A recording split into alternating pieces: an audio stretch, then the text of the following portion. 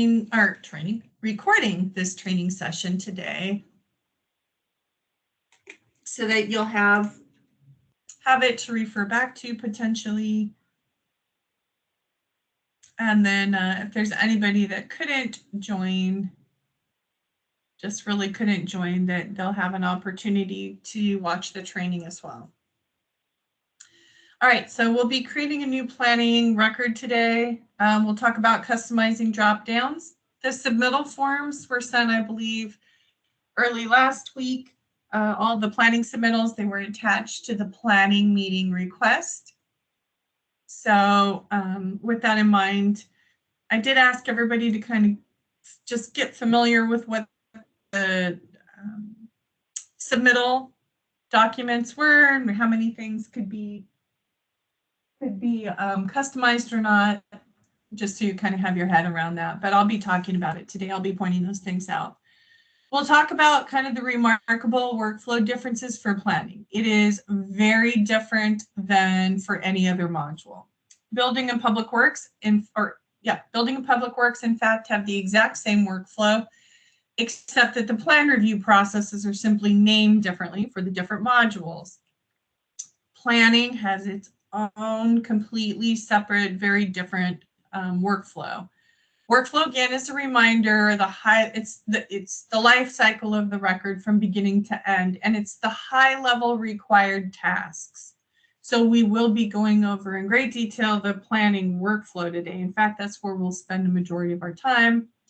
We'll talk about the use of activities. There's an activities tab available on every record type in Acela, just in short, so that you're aware if you're going to be working across modules. The activities tab allows you to document all of those kind of administrative things that happen in and amongst the workflow tasks.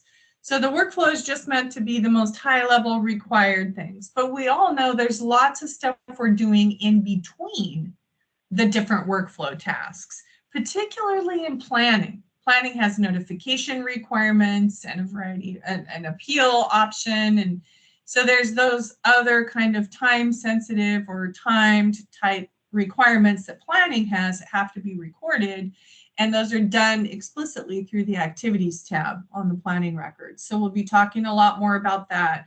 And we haven't really done a lot of training for those of you who participated in, the larger training for all these months.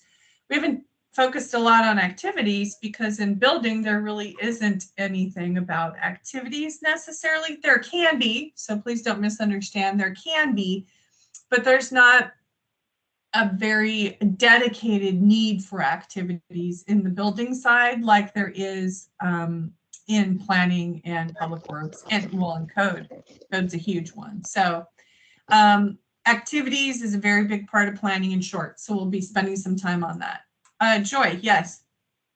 Just to clarify, I just want to verify, do we have a planning module for the city of Sherwood? We will. Yep. Okay, because I know that we were getting the basic, the ones that was given to us as far as building permitting. I didn't know if there was anything extensive in regards to the planning module. And there's a fully dedicated module that you'll have that is specifically for planning. So all of your planning application types like annexation and partitions and all the things that planning does that don't necessarily ride on the back of a building permit will be available to you in the planning module. So we'll be talking about that pretty extensively today. That's a good question. Short answer is yes, you have a dedicated planning module coming to you. All right, thank you. You bet. All right, and then assigning cases. This should probably be more assigning applications. The term cases maybe isn't as applicable in planning. But applications, not everything that planning does, it's not like building. It doesn't necessarily turn into a permit, air quotes. You can't see them, but I'm doing them. But there are a few things that come through planning that kind of fit the permit model. So planning, we do offer a development permit that is available for issuance through the planning record type. And it would be applicable to those things that the planning work group or department manages like sign permits, and those would be about sign code, not about sign construction. Sign construction happens in the building module. Those are structural permits. Sign code's a whole different animal. How many signs can I have? Where can I put them, in terms of land use and vision clearance? And what if it's a giant billboard and it's in the right of way? Permissions, approvals, how loud can it be? Scoreboards.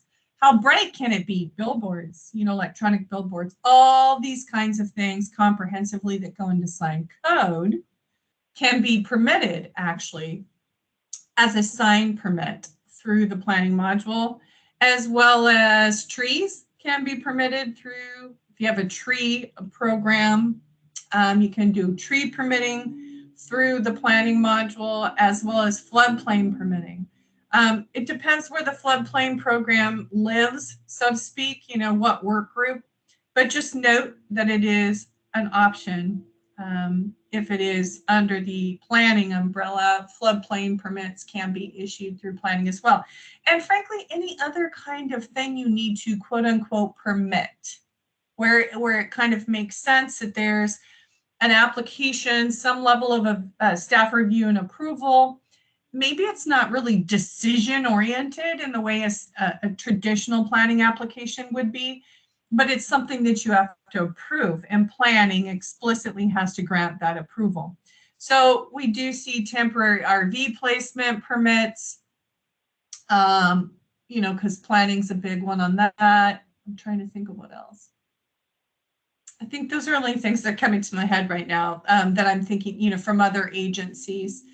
None of you are right next door to, but Clatsop County, kind of in the Astoria area, they're the ones that requested the enhancement many years ago that planning have a permit option for those kinds of things. So they do various kinds of permits that they run through their planning program.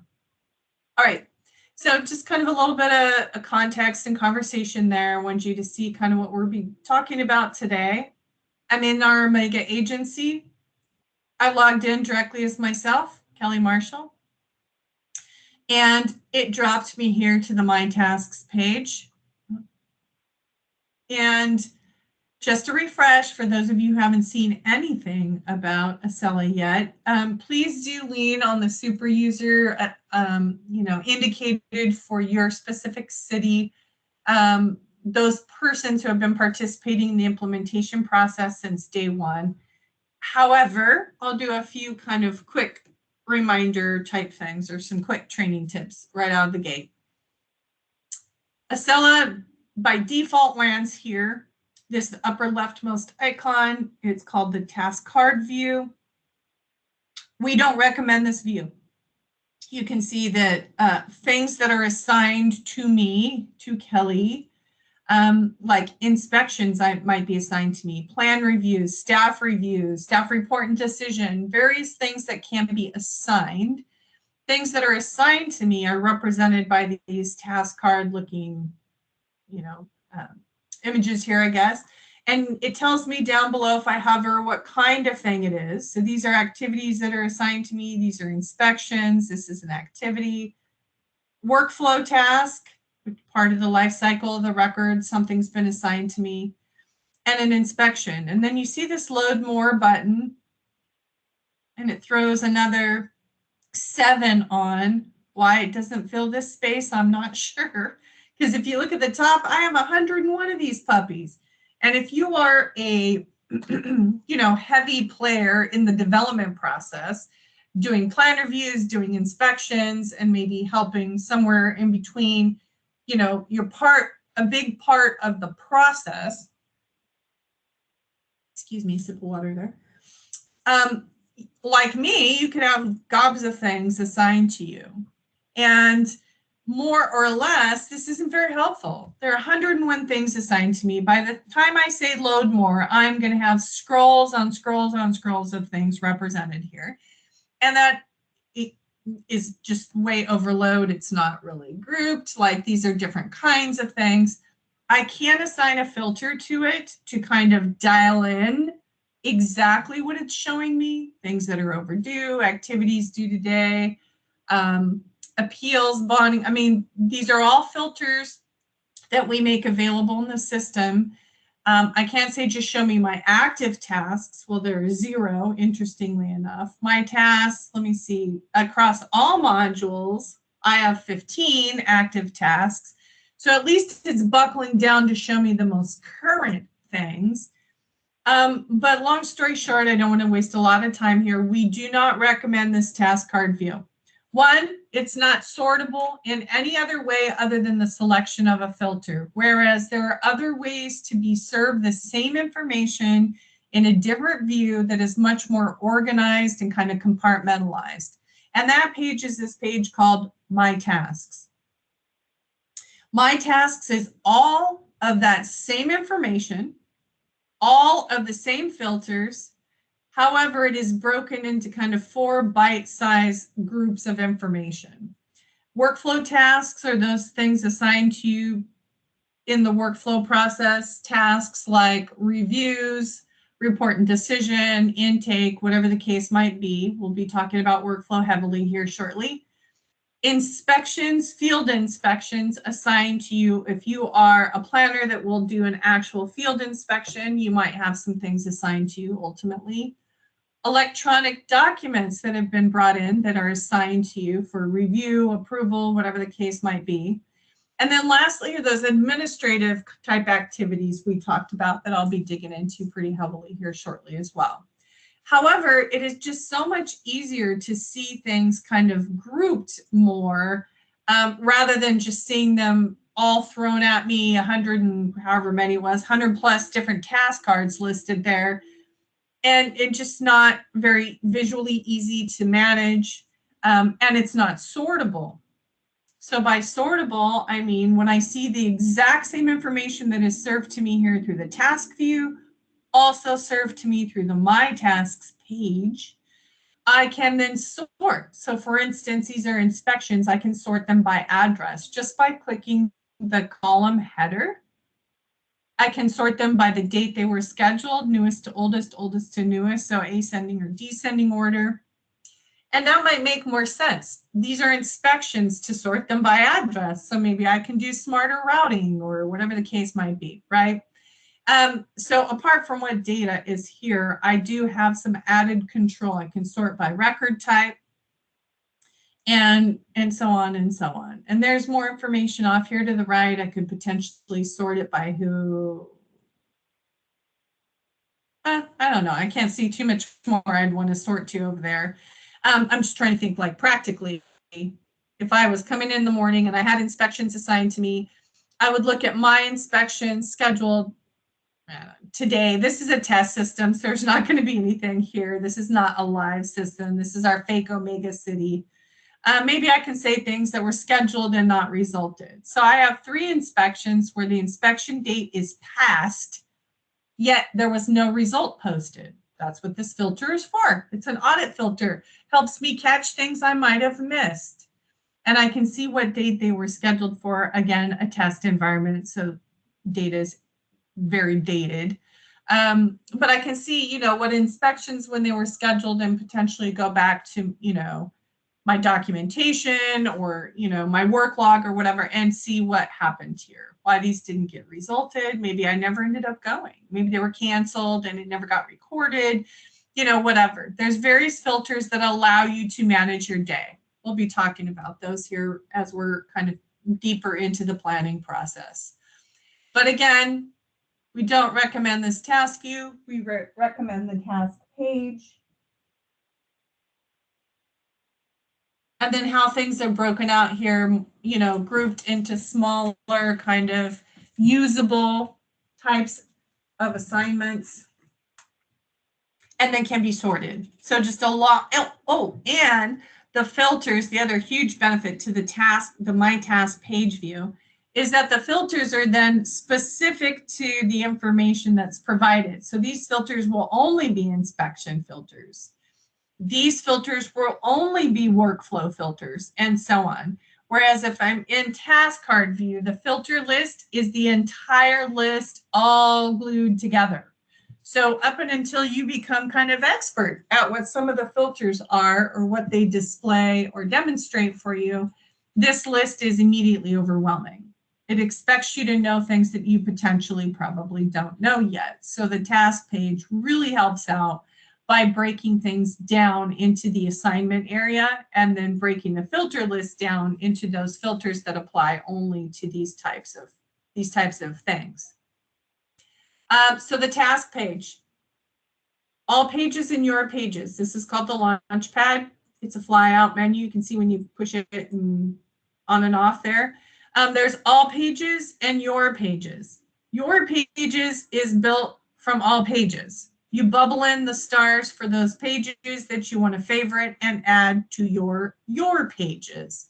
The pages you will need as a planner are the property pages, address, parcels, and owners. So that's all the property data for your agency. I would say licensed professionals. These will be it's all the contractor type licenses, CCB, BCD, professional like electrical and plumbing, but it is also architects and engineers and landscape designers and a variety of other types of licensed people.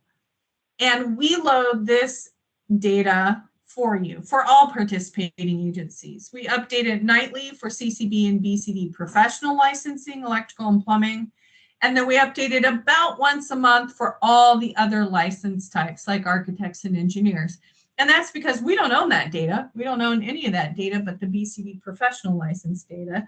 But it's sent to us by the actual licensing bodies about once a month. And when they send us updates, we load them to all participating agencies. So these 4 pages are key. The record list itself, so that'll be a list of all the planning applications you have. And I think for most of your agencies, we are trying to convert data, except for one of you. I think Fairview doesn't have conversion, but everybody else has converted data. And that is likely to include converting your existing planning data.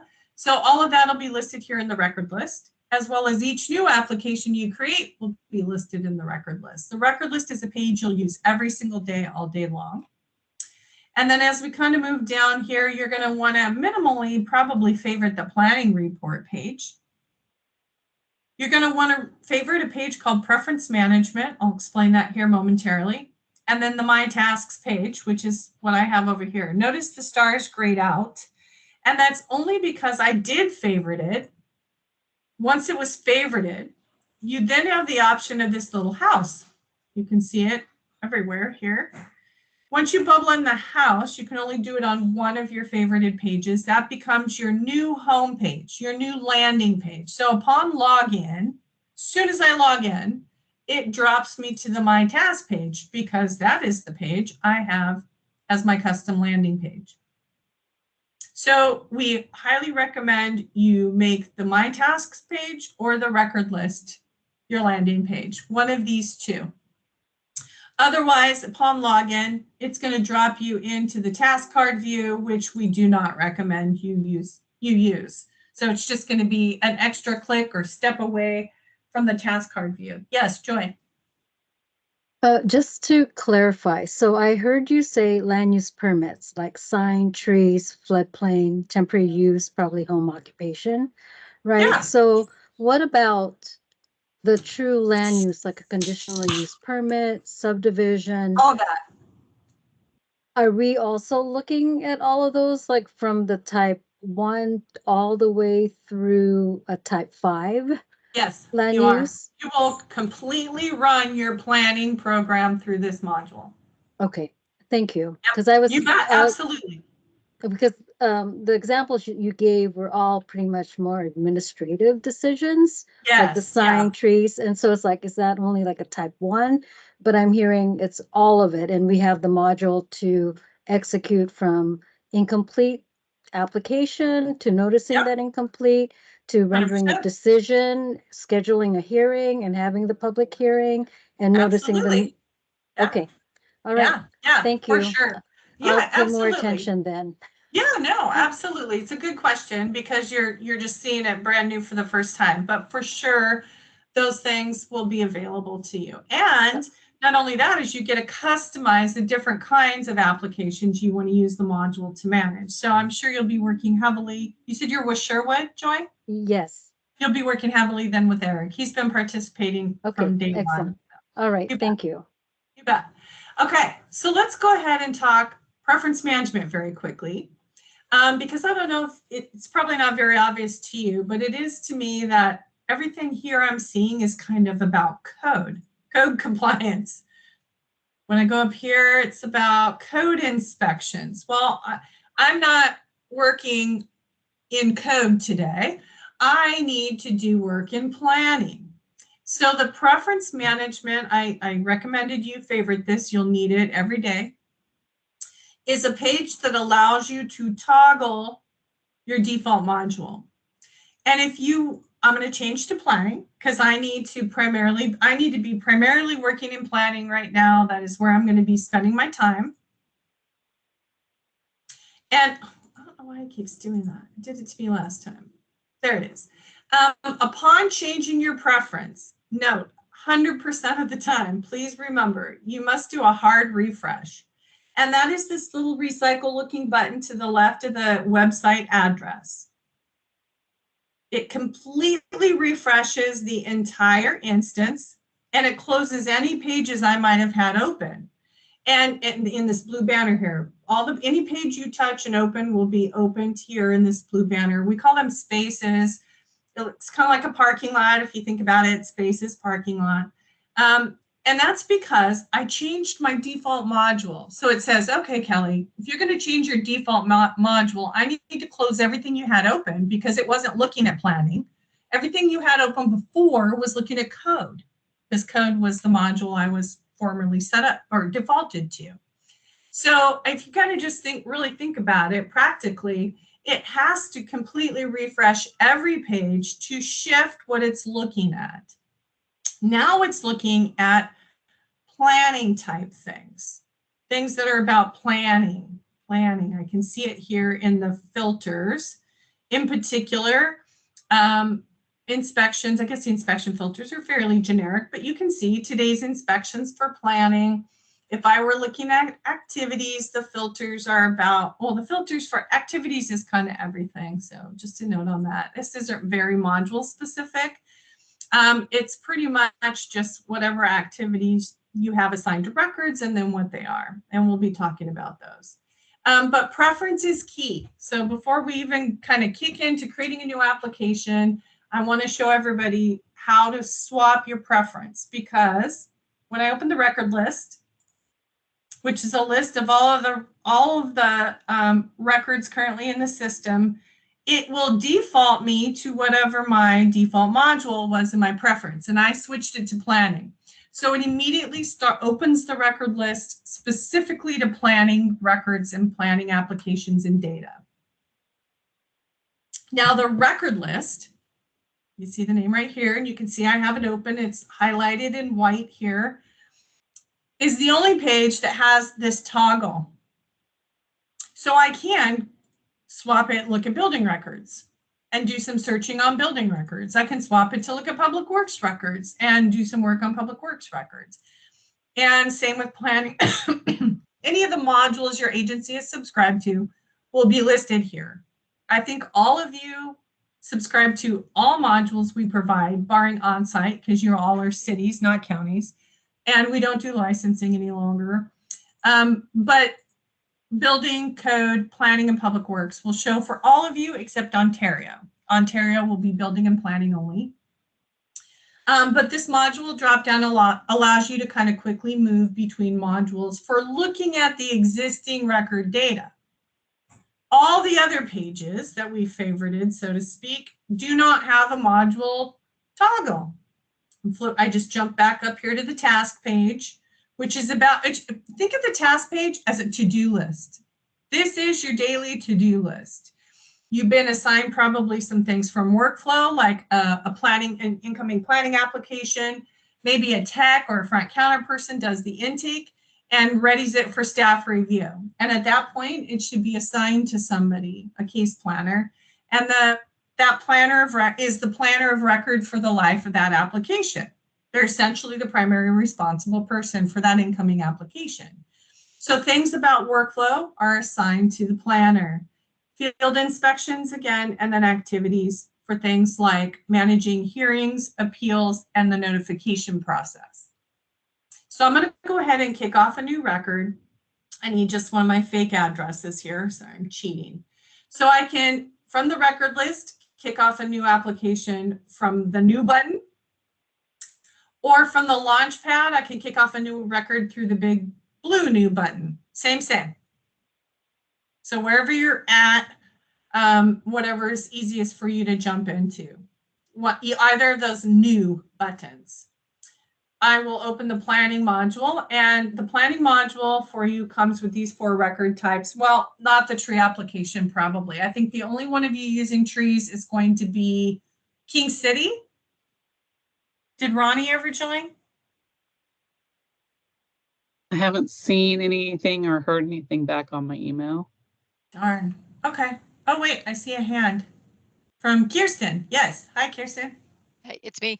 I think Sherwood does planning. It says does tree applications as well. I don't know if that matters right now. My other question is, we've got these loaded. Are we allowed to test this once we get our training, or are we supposed to be keeping that clean because that's our data?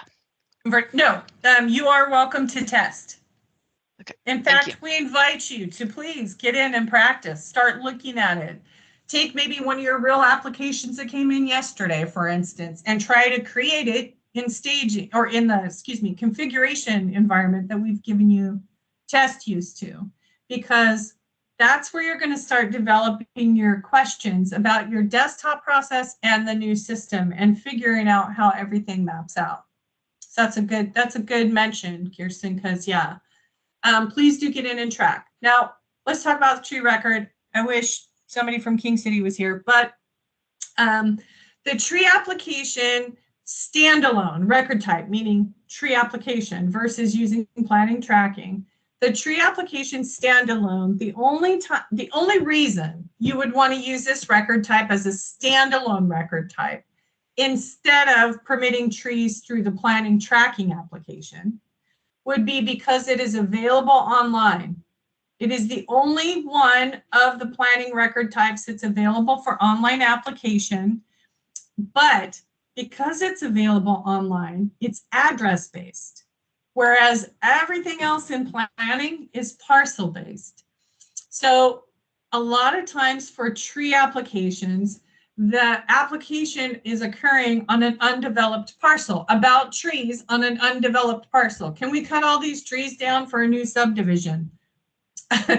Those kinds of things. And it's an undeveloped piece of property. And so it won't have an address. So the availability of the tree application online, because Acela only provides an address-based framework for online application, it has to have an address if you're going to offer it like this. So some agencies, as soon as we say that, are like, nope, scratch that. We don't want to use the tree application online because we don't think a lot of the time, about half the time, we don't think applicants will have an address. So it might not be very effective for us. If you think they will most of the time have an address, there might be some advantage to you using the standalone tree application. If you don't think that is a good option for your agency, meaning address-based tree application, anything that didn't have an address, you'd have to create a tree application over the counter. So please don't think that just because it's available online and it's address-based that somebody couldn't walk in to your office and get a tree application or submit a tree application, and that you couldn't create a parcel-based tree application over the counter. 1 second, Joy, I'll get to your question. Optionally, you can permit trees like you will be permitting everything else through the planning tracking record type, which isn't available online. No online application for planning, no online application for public works. Building is the only online application.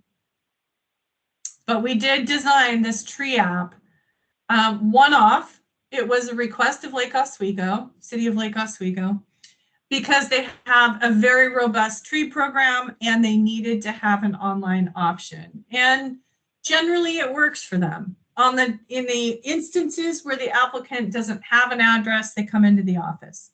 Yes, Joy. All right, so for Sherwood, we definitely do have a robust street tree program, and usually it's existing street trees, right? And anytime, if it's a land use application that talks about, oh, can we, cut down 20 of these trees because of development, then we're looking at a planning project aspect as far as a land use. So it would make sense, but the question I guess I have for you is when you say is tree applications available online, so someone can actually apply online, is going to be living where there's going to probably be a decision that someone can look at online also, as far as the Yeah, all log? they can do is initiate an application. They can only initiate an application. Right, but You is don't there get a also, decision or pay fees or anything. It just comes into you guys and you process it from there. oh, okay, but it's not a data field that says it's been approved and they No. can just pull it and, or the general public can see it. It's just literally it's just a street tree application being submitted. Yes. Now, once you receive it, so once you receive the application, all the work that you do on any of these 4 record types is available to be tracked and viewed by the applicant of record online. They just can't apply online. They can't initiate an application online. After the record is created, they can do everything else online. They can pay fees online, and if you want them to, they can schedule inspections online. You have submittals for both of those for planning. Those are decisions you need to make and return the submittals for. All right, so the threshold in regards to the tree application is that it's tied to an address. Yeah. And Yeah. if there is no address for some odd reason, then they have to submit it physically. Yep.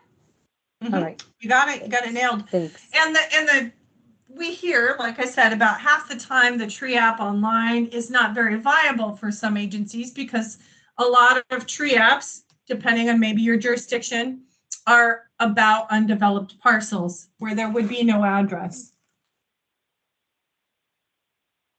So, again, you guys will have to decide. And you already did your record type submittal. However, if you want the tree application, I would ask, those primary persons like Kirsten, Eric, if you would like to use the standalone tree application, is to please shoot me an email on that. Because there'll be an extra submittal or 2 for you on that note.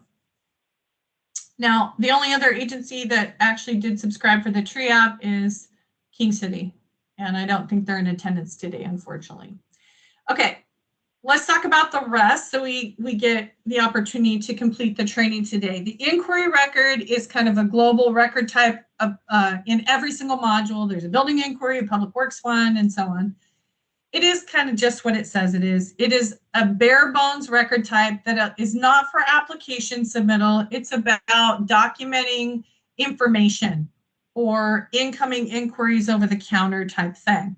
Now, when this record type was designed very originally for the original module, which was building, it was literally like banks and realtors and investors and developers coming in and inquiring about pieces of property, how is it zoned, what kind of infrastructure is there yet or not, what will it cost to do this or to do that, and or what kind of requirements or approvals or authorizations, or, you guys, planning gets those probably more than anybody because your land use, you're the beginning of the development process pretty much, right? I see a piece of property, what can I do with it? And then public works eventually puts infrastructure and then building eventually puts structures. But planning is the beginning of the process. And so you do get a lot of inquiries. If you want to record certain types of things, you do have this kind of bare bones, simple record type that allows you to record kind of the basics. You can, that's not tied to an application. This is just information. And you might not be able to think of something yet, but I tell you, as you get rocking and rolling, probably within 6 months of using the system, you'll have an idea and you'll go, oh, the planning inquiry will be perfect for that, because it doesn't have the full workflow. It's very simplified, and it's just for information retention or gathering, that kind of thing. The project record is kind of how it reads. I'm a little, you know what, I'm going to skip that for the moment. Stacy, Krista, this comes only with full planning, so I'm intrigued. And this might be my fault because or no, this is Omega. Well, you're an Omega. Yeah, I'm trying to think. I'll talk about this briefly, but please note, this record type might not stay because it was part of a different module that we used to do for planning that we no longer offer. So I'll double check in on this one. But if this record type stays, I mean, I can tell you what it is. It's an information only record type. It's it acts like an umbrella record, so to speak, when there are larger planning projects that are going to have individual applications coming in. So the larger project information can be created in the project record. You know, some Public Works has a Public Works project record, and there it makes great sense to me because they do like capital improvement type projects and these big giant replacement or infrastructure type projects, improvement projects that have dedicated project accounts that people have to report their time to. There's all kinds of things that are very project oriented that I'm more familiar with in Public Works, not as much in planning, but if you have something like that, the project record allows you to record all of the high level information, maybe like the city council level. You can attach documents to it, like maybe the authorizations, any city code or maps, or, you know, larger planning documents, like more comprehensive, you know, documentation, whatever the case might be. Up to and including any individual project accounting, maybe if you have to record your time to a specific account, those kinds of things are available for you to record in the project record. Then, as the project kicks off and the applications related to the project start coming in, those are recorded as planning tracking records. The planning tracking record is your application and permit record type. It is a one-size-fits-all record type because you get to customize various pieces of it, including an application type dropdown that we'll look at here in just a minute. But it's one record type that fulfills all of your application needs, and permit needs. So the project record would be more informational, kind of like an umbrella. And as you bring in individual applications, you would relate those applications systematically. There's a way to kind of connect records as being part of a project. You would relate the individual applications to the project record. So say 5 years from now, I can look up the project record and I can go to the related records and look at all of the applications that came in on that project. It's an organization tool more than it's anything else. It isn't a permit. It doesn't act like a permit or an application. It doesn't issue. It's not a quote unquote intake or anything like that. It's more of an organization tool, a way for you to kind of group things together in a larger way. Tracking records, where we're going to start today, it is the application and permit record type for planning. So I'm going to go ahead and kick off a new application because we have to spend some time talking about what's required. The intake form is going to load. Of course, I'm displaying my screen through Teams, so it has some slowness to it, so my apologies. Give it a chance to finish here. It's almost there. I'm waiting for it to load before I maximize it. Holy cow.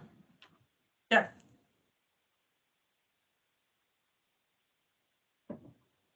All right. First things first, for the intake form or the application form, Pay close attention to the light blue-gray banners to see what sections are required. So this, obviously, this top section is required. The parcel is minimally required to create a new application in planning. Minimally required. Now, there might also be an address, but a parcel has to be attached to a planning record or the system will not let you create the record. It has to be a valid parcel. Address is not required, and that's because a lot of the work that planning does is about undeveloped parcels, which means there is no address. If there's no structure, there's no address. So address is not required at intake. An owner is required because every parcel has an owner or multiple owners. So owner is required. The applicant section minimally is required for you to be able to, you at least have to have one people attached to the record, and that is the applicant of record. You have the option of an agent for applicant. A lot of times this is a project manager or a key contact or a lead or whatever title they might have. But there can be an agent for the applicant. This section, however, is not required. It's optional for you to add an additional people to the record. Licensed professionals, this section is not required. Planning and Public Works do not require a licensed professional for work to be done. However, you do often work with licensed professionals, particularly architects and engineers, and they are licensed professionals. To see the list of licensed professionals we provide, you can hit the license type drop down. And everything in parentheses are BCD licenses. You can see there are quite a few of them. Those are all the professional licenses that the Building Codes Division manages, like that are electrical and plumbing based. The CCB is here, architects are here. Then we have all the DEQ on-site septic type persons. Engineers are licensed. Installers and pumpers, these are related to septic. Landscape contractor license data is one of our newest ones that we've recently added.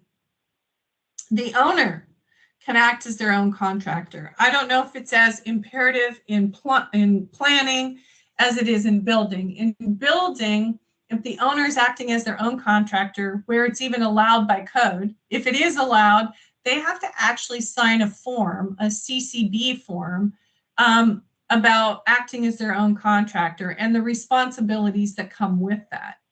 And so in building, we have to, by rule, record if the owner is acting as their own licensed professional or their own contractor. I don't know if that has any place in the planning world, but owner is an available licensed professional if you need to record that they are indeed functioning as their own licensed professional or as their own contractor, so to speak. And the rest of these are more, this is an on-site one, and these are all BCD. Then we get into the planning, tracking, application section that is specific to planning. So I'm going to go ahead and start from the top. The sections required, the record detail, project name, let's talk about that. By the way, a red star means a required field. So by description of work here, I have a red star. I have to minimally put in some sort of scope or description of work or what it is they want. What are they applying for? Or what is it they want to do, so to speak. Now, there might be red stars, just real quick. Here's a red star on street number and street name, but this section isn't required. So please don't let the red stars throw you off. If you're going to fill in the address section, if you are going to use it electively, because it's not required, then you do need to minimally put in a house number, street number, and a street name. You have to put in at least the house number and a street name. That's only if you're using this section. But if I'm not going to use a section because it's not required, then these red stars fall away. They don't matter. Only if I'm using this section do the red stars come into play. Okay, so just keep that in the back of your mind. There is a question Yeah. in the Is it in chat. chat? Yeah. Can licensed surveyors be added to the list of licensed professionals? Tatiana, I'm not sure. We can definitely take note of that and we can add it to our team weekly staff meeting and see if that's First of all, it has to be organized data that is refreshed or updated or maintained with some frequency, right? We don't want to load garbage data, garbage in, garbage out, right? That doesn't help you guys. And two, if they're interested in partnering with the State of Oregon Building Codes Division and providing us with a monthly load of data. So those would be two things we'd have to research, to develop or form that partnership and see if we can even use the data. Depends too sometimes how they keep it. Everybody wanted license or liquid petroleum gas. They are licensed through the state fire marshal. A lot of people wanted that. And when we did the research, that data, nothing personal or anything, but that data was kind of a mess. So it wasn't being retained in a way that we could kind of systematically use, unfortunately. And so we weren't able to get the data, but we can definitely check. Yes. Rob. Yes, Rob has something to say. He's our licensing guy. It's my understanding that they are working on a new database, but I haven't been in touch with them for a while. For which one, Rob? The liquid petroleum. Oh, okay. Good to know. Thank you for the update. So we can put surveyors as on the list for us to look into for sure. And you're welcome, Tatiana. Thank you for asking. Okay. Project name for planning. Because there is one single record type called planning tracking, it is a one size fits all. We highly recommend that even though there's no red star here, that you use the project name to make some sort of indication about what are they applying for. Because this record is just going to be called planning tracking, trees, tracking. Well, okay, it's planning tracking, but we manage 20 different application types with planning tracking. I'm just saying that as an example. So the project name field, you can see it shows here on the record list. The record list is a high-level bird's eye view of each and every record. It shows you the actual assigned record number, and this is a standard format. We don't change. The first 3 digits are specific and unique to your individual agency, to your cities. The second 2 numbers are a year band for the year the record was created. And then the next is a 6-digit sequence starting at 5 zeros and a 1 every calendar year with the very first record created. And then the last piece is the record type extension. So you'll see that for planning tracking, which is your application permit record type, they all end with planning, except for trees. If you're going to do trees, planning. Nothing says annexation, property line adjustment, whatever the case might be. It doesn't say that here on the bird's eye view, right, at the record list level. So the record type is not very informative.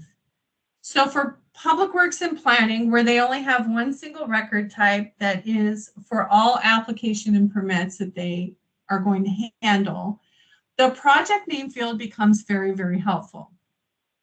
It can be that extra piece of information you need, at least at the record list level. Now, the application type is inside the record, so please let me reassure you. Application type is an available drop-down inside the record. I'll show it to you here in a minute on the intake screen. But it doesn't show on the record list. And the record list is something you'll be using all the time, every day. And so to know what the application type is here at this high level can be extremely helpful. And in planning, we have seen that a lot of agencies develop like an acronym type system. One, do you have to do that? Absolutely not. I'm just kind of brainstorming out loud with you what some other agencies have done. For instance, AX for an annexation. It's the 20th application that came in 2024 for annexations. Some agencies, and I'm sorry, I keep clicking it and I don't mean to click into it. Some agencies, and I would say quite a few, particularly in planning and maybe public works, they have a hard file numbering system. And what I mean by that is your literal physical files that you have an internal like city numbering system that you use. And it might be something like this. Annexation, it's the 20th annexation that we've taken in 2024. So this is the hard file number.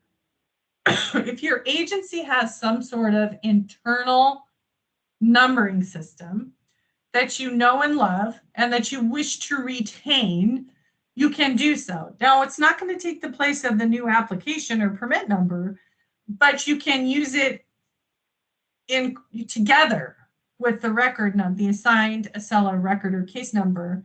You can still use your hard file numbering system. So I might suggest that in the project name, if you do have an internal, it's hard to say, it's a mouthful, internal hard file numbering system, that you might use it in the project name field. If you have, so that you can tie the file to the record, to the electronic record number.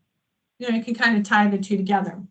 Now, there is another place on the record in Acela where you can record the actual project or application number, this internal number. There is another field you can record it deeper into the record details, but again, it doesn't show at the record list level. The record list is very high level, so only the project name shows here. So I'm not suggesting you have to use that, but I am saying that there should be some sort of reference to what this application is, whether it's a hard file numbering system, whether it's an acronym system you come up with. Every application type has an equivalent acronym. I mean, whatever you find to be most useful, but I can say that something really does need to go here to make it so much more helpful for you at the record list level. Okay. Description of work. So annexation of, property or parcel, just making things up, right? And then I can assign the record right here in intake. And so let me explain this very quickly. We did hear, and planning's kind of the number one on this request.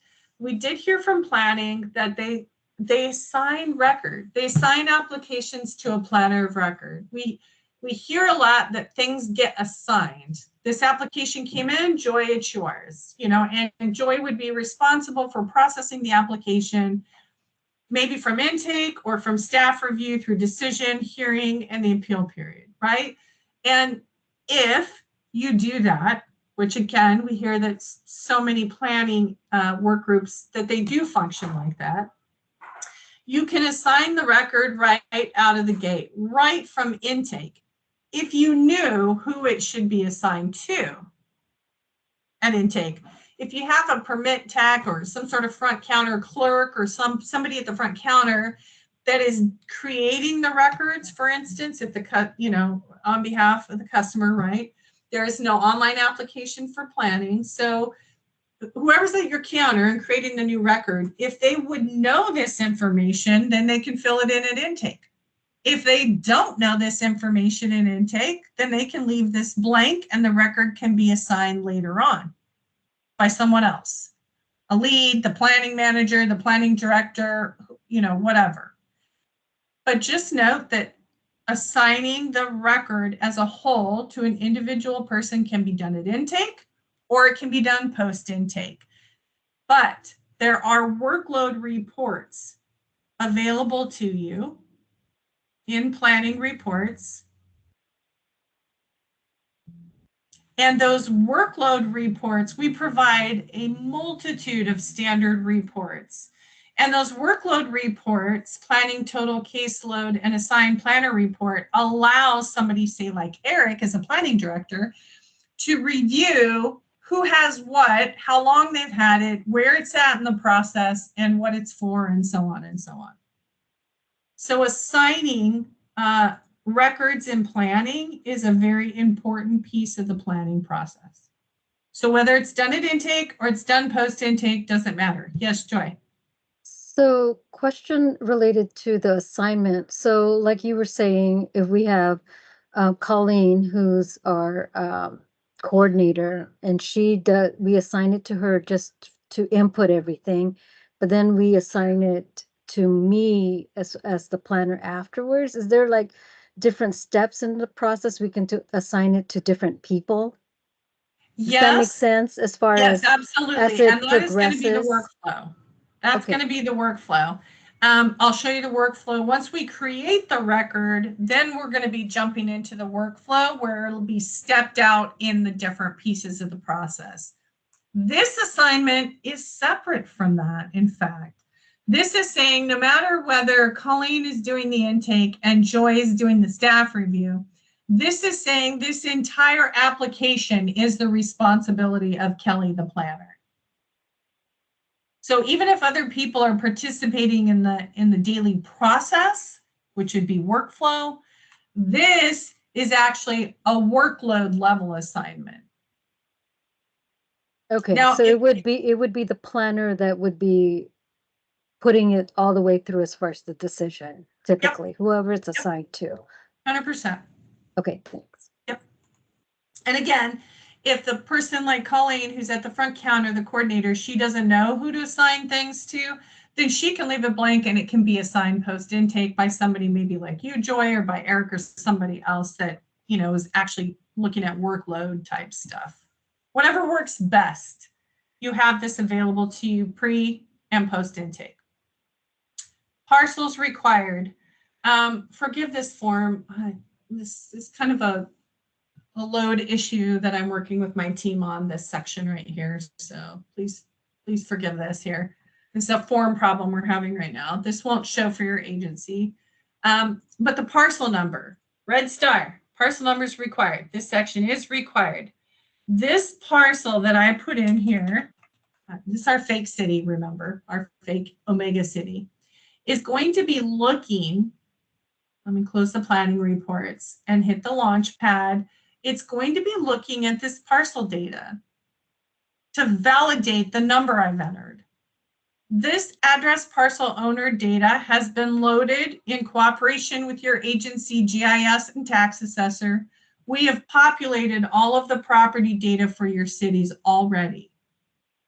So whatever new application you are creating, the parcel must be included in that data that we have loaded for you. Rob, yes, please, go ahead. Except Sherwood, I have no idea what's going on with Sherwood's APO. Oh, Eric, do you have an update on that? We're getting close. Or Kirsten? Anyone? Yeah, we had to shop that around to different consultants. We had to go outside our own IT department. So it's in progress. Last time I mentioned it would probably be 2 to 3 weeks. I think it's probably going to be another probably 2 weeks from now. Okay. Thank All you. right, Rob. Yeah, and just to note, I don't know, did you guys ever check with Alcox? They're probably one of the least expensive. No, we got someone who can do it. Okay, all right, not a problem. Whatever works best for your agency, but just let us know if in the future you need Alcog's contact information. They're kind of expert at providing APO for our agencies because they also participate. Well, they do Lane County, and so they have become kind of a provider for us on that note. Okay, so I put in 1, 2, 3, 4, 5. I have to search to validate the parcel. I can't just free type in a parcel number. It has to be validated to the property data that we have loaded to your cities. This is our fake agency. And I'm going to look here and see I search for 1, 2, 3, 4, 5. Notice I got 6, 7, 8. I got 1, 2, 3, 4, 5, 6, 7, 8, 9. You know, so it's trying to match this as best that it can. And there's a variety of addresses here. And I'm going to say that this is the one, this College Loop address is the one that I want to use. So I say select, because parcels can have more than one address, right? So keep in mind that you might, I mean, this is our fake agency, so I have lots of them listed there. That a parcel probably wouldn't have that many addresses unless it's an apartment, a manufactured or RV park. Those kinds of properties do ultimately have a one-to-many relationship. One parcel, lots of addresses, right? Space numbers, apartment numbers, condos, well, those can be individually owned. Condos, row houses, townhouses, same. But the idea there is that you have to minimally match the parcel to your parcel data. In this case, the parcel that I entered and the address I selected, it does have an address and an owner associated to it. And it's asking me, do you want, so yes, we have a matching parcel, but it also has an associated address and owner. Do you want it all? Yes, I do. And so when you search for the parcel, it may or may not bring up an address because it depends if it's undeveloped or not. If it doesn't, it won't have an address if it's an undeveloped parcel, but it will have an owner. Always, every parcel minimally has one owner. May have multiple owners, depends. And we select this information to pull it into our application.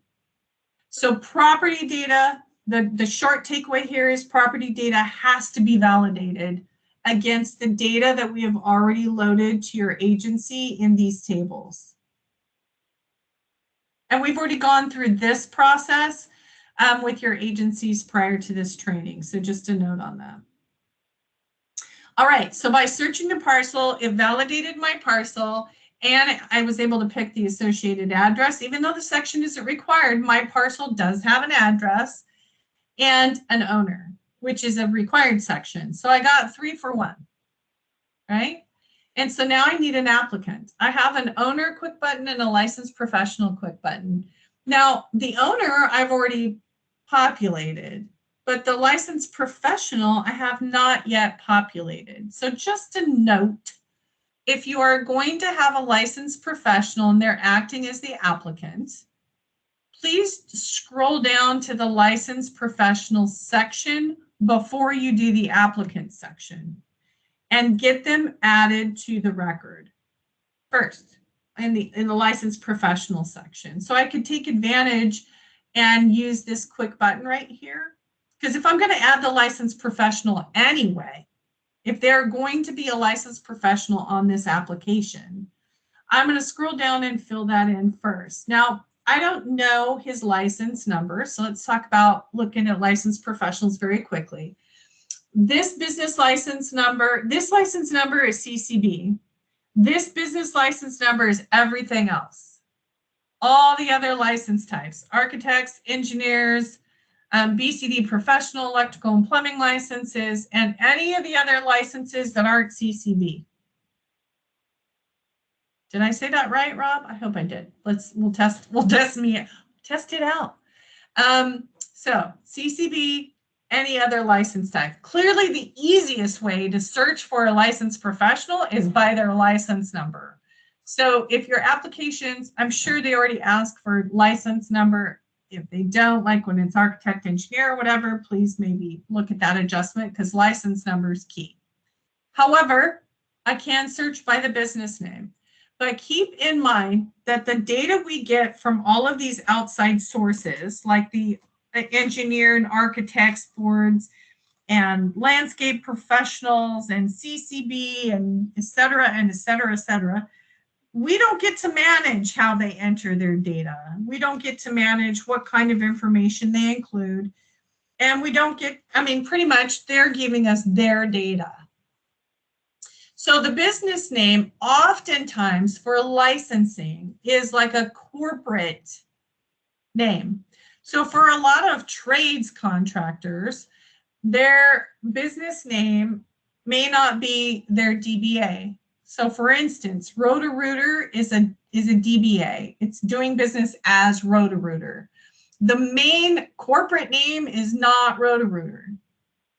So, and their license is usually under, legally has to be kind of under their corporately registered business name. So business name can be a little dicey. Now with architects and engineers and stuff like that, still a little dicey. So let's talk about that a little bit. The wild card is a % in Acela, and we call this smart searching. So my architect, his last name is Ped. He's a big contractor in City of Salem. And I don't know if when he comes in, he goes by Ron Ped. Like, you know, street name. Now, is that his professional name? I mean, you can see here already. Is that his professional name? How he's licensed? Is he Ronald? Is he Reginald and he goes by Ron? I mean, there's just all these kinds of things that go into names, right? Does he include his middle name or not? I don't know. I don't know these things. I don't know how he was registered. So I'm going to select an architect license, and I'm going to use my wildcards. What these mean is anything can occur before the word PED, and anything could occur after the word PED. If I search like that, it has to start with PED, and then it can have anything after PED. If I do it just the opposite,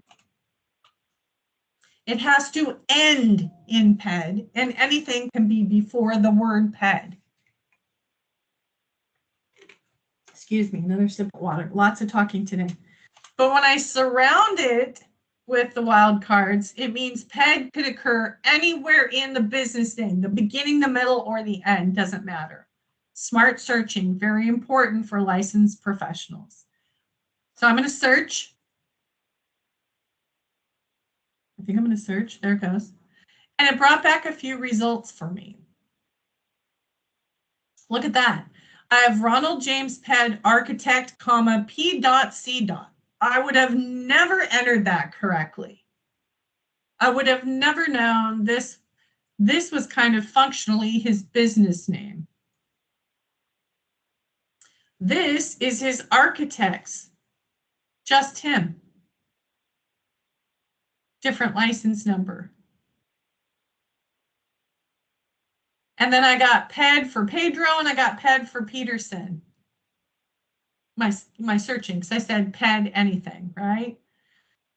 The license expiration date is key. You want the license to be valid. You cannot add an expired license to an application. It will not allow you to submit the record or create the record.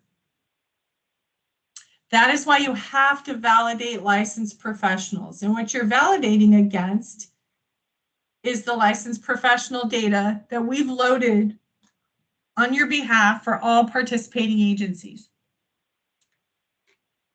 So you can't just free type in a licensed professional. Their license has to be validated at intake. Now at intake is the only time that we check their license. So keep that in mind as well. We do not recheck licenses systematically at issuance or anything like that, or at final inspection or whatever the case might be, or a decision. We, e-permitting, there's no other scripting check for license validity for the life of the record. Only at intake. So if you need to check the license validity towards the end of the project or completion or whatever you want to call it at decision, then you would need to do so manually through the different licensing bodies. We did send your agencies, your lead folks that are participating in the implementation as your super users. We did send a people reference training document some weeks back, and it has all the websites of the licensing bodies that we use to date that you can bookmark. Okay. He's my guy. I think I'm going to select the top one.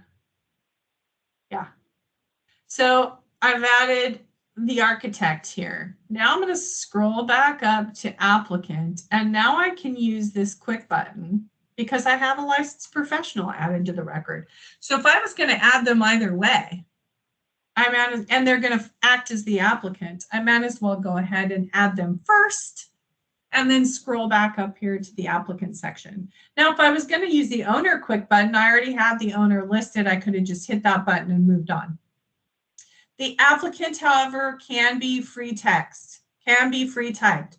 So they could be the owner, they could be the licensed professional, or they could be nobody. They could be a project manager, you know, that isn't a licensed person, or, you know, whatever.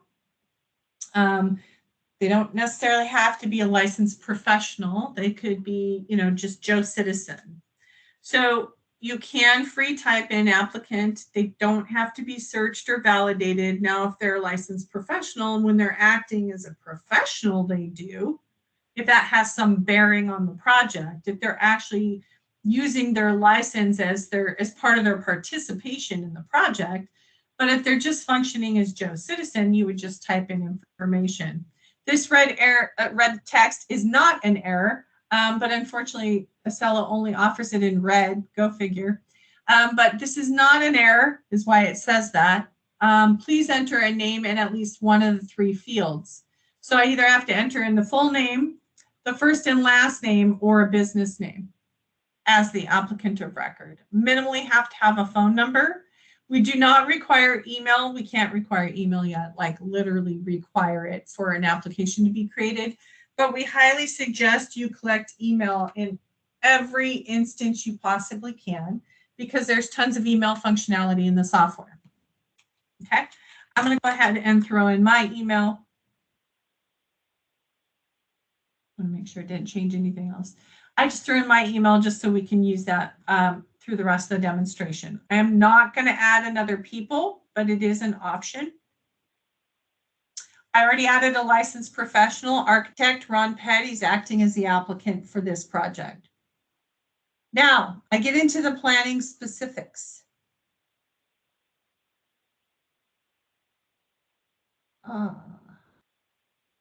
Something is, Krista Stacy, something's wrong. None of this usually shows at intake. So unless something has changed recently or an enhancement, in the midst of an enhancement or something. It might be for testing. Somebody note this for me. Yeah, but it shouldn't be in the Spear form. Anyway, I'll have to look into that. I don't want to get the group here off track, but okay, application type. This is a customized drop down. You have a submittal form for submitting all of the application or permit types that you want to manage in the planning module. These are just placeholders in our fake city, but they give you a really good example of the kinds of things that come through. These were actual application types we took from a participating agency back when. Accessory dwellings, that's a big one lately, right? ADUs. Annexation, appeals, managing the actual appeal. Now this sounds kind of kooky, but systematically the best way to manage an incoming appeal is as a separate record and then to relate it to the application that it's appealing. So appeal should be one of your application types. I just want to tell you that up front. Code interpretation, comp plan, ordinance amendments, conditional use, condominium plat reviews, final plat, historic landmark commission reviews, home occupations, LUX, these are counties usually, lot line adjustments, lot of record, major variance, master plan development, minor conditional use vacation rentals, minor variance, modification to approved decisions, partition replats, pre-apps, sign permits. So any of those things that you do want to generate a development permit for, like sign code, you know, sign approvals, sign use, so to speak. Trees, if you don't need or want to use the standalone tree record type, trees would just be included in this application list. Like any other kind of application. All right, so these are just examples and placeholders. I just read through them to get your brain going. My example here is an annexation. The process type dropdown is customizable. By design, this was to list the type 1, 2, 3, 4 kind of thing. Do you have to use it for that? You don't. We do have a handful of planning agencies that don't use these designations. And You can put whatever value, apple, orange, peach, pear in here. We don't care what you put as values. The only thing we won't do is change the drop-down name. This will forever be the process type drop-down, whether you use it for type 1, 2, 3, 4, 5 kind of things or not. So just a note on that. There are lots of customizable drop-downs in planning. It's the most highly customized module. And some agencies find that they don't want to use certain drop-downs. We don't take them off the form. We leave them on the intake form. We just put a value in that says do not use. So just some helpful information so you know right off the bat, as soon as we get started here and you're filling in your customizable drop-down submittal form. I'm going to say this is type 1. I don't know anything about planning, so forgive me, I'm not a planner. Here's that internal tracking number. So that hard file numbering system I talked about, I said there was a field where you could record that elsewhere. You can record that here. Now, recording it here, even though it is the same number I used above in the project name, well, that I had before, excuse me. I forgot I deleted it.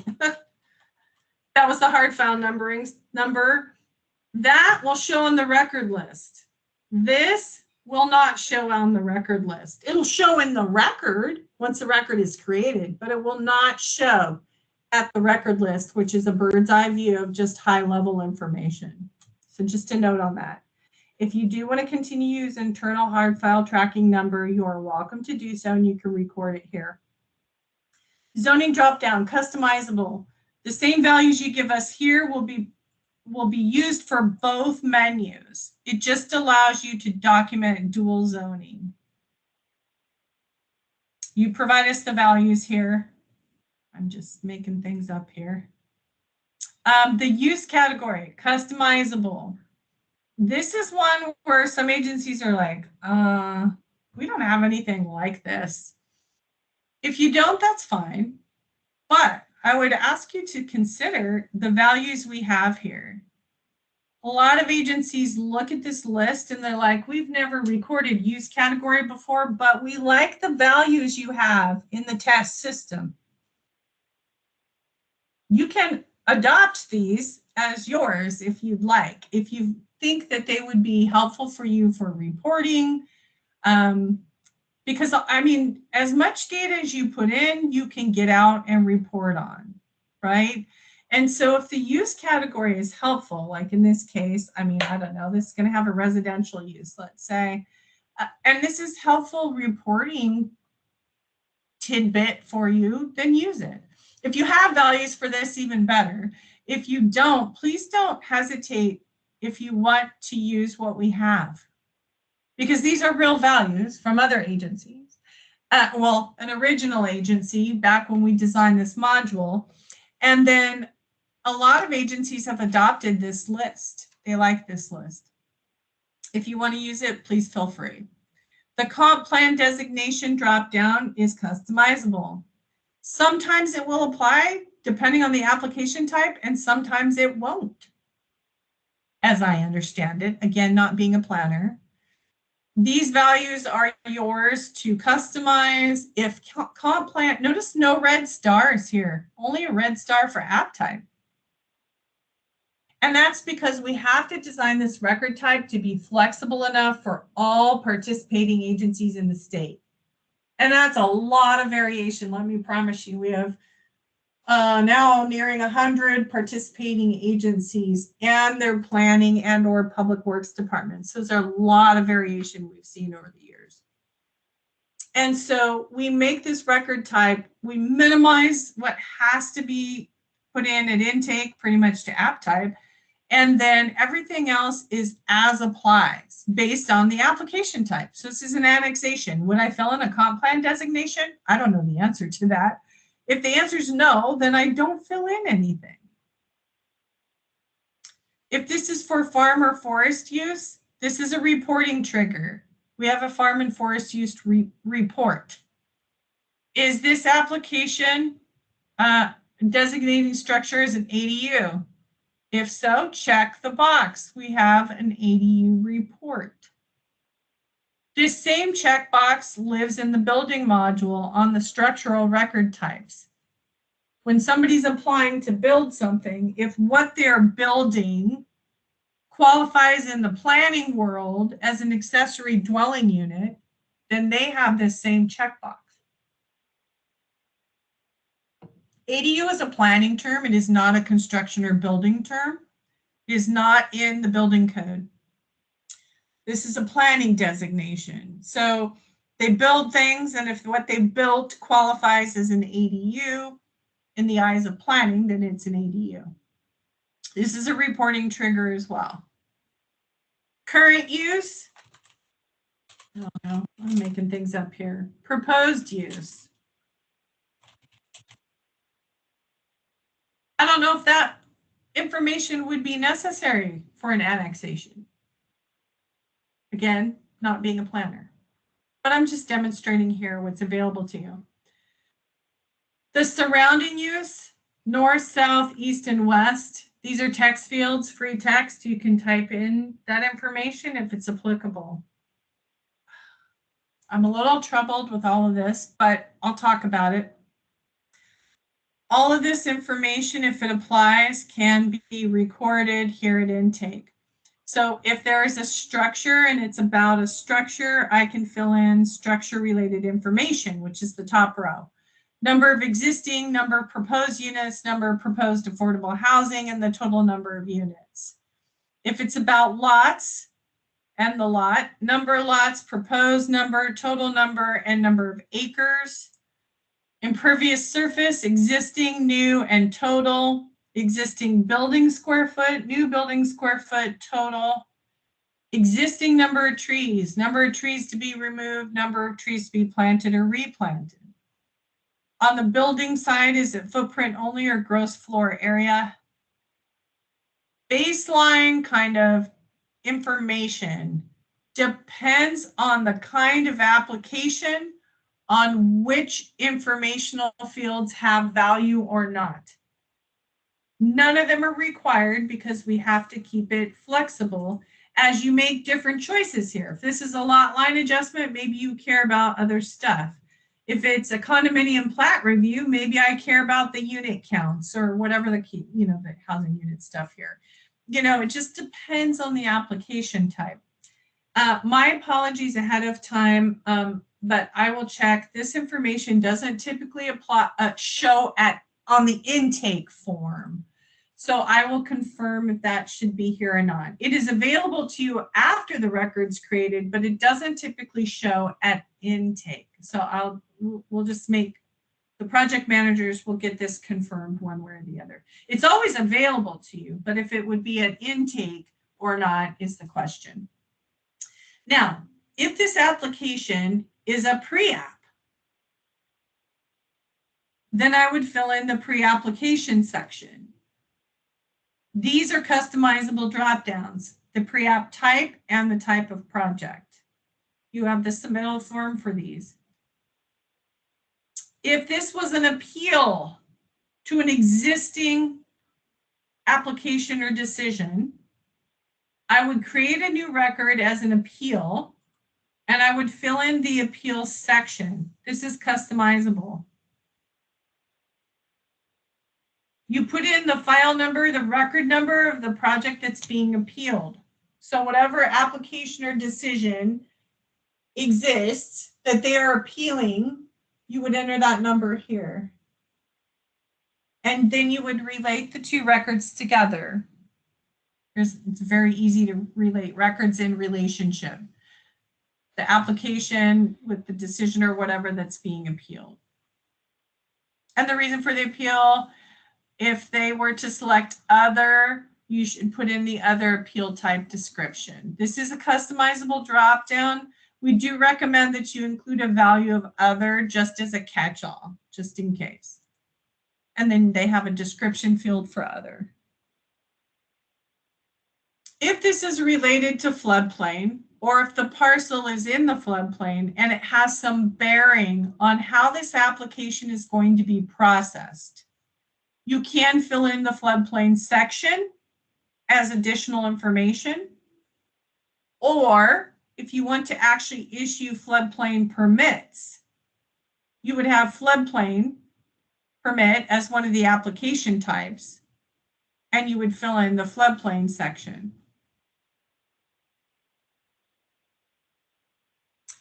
Trees, if you are not going to use the standalone tree record type, and you're going to permit trees through the tracking record, trees would be an application type here. And upon taking in that application, I would fill in this tree section. Tree application directions, the number of trees approved and mitigation required. Some of these fields don't really apply till post-review. And are they trees in the right of way, yes or no? There's more tree information, but it's post-intake. If this application was related to some sort of long-range planning, now, again, not being an expert, but some of these amendments and stuff, I have seen some of those are related somehow to long-range planning. If so, I would fill in the type of action and what they're proposing. This is a customizable dropdown. Our values, placeholder values, are real values being used by another agency. So I just want you to know that when you're looking at your test system for your different cities, that you'll see these values here right now, because we've just copied in the placeholder values.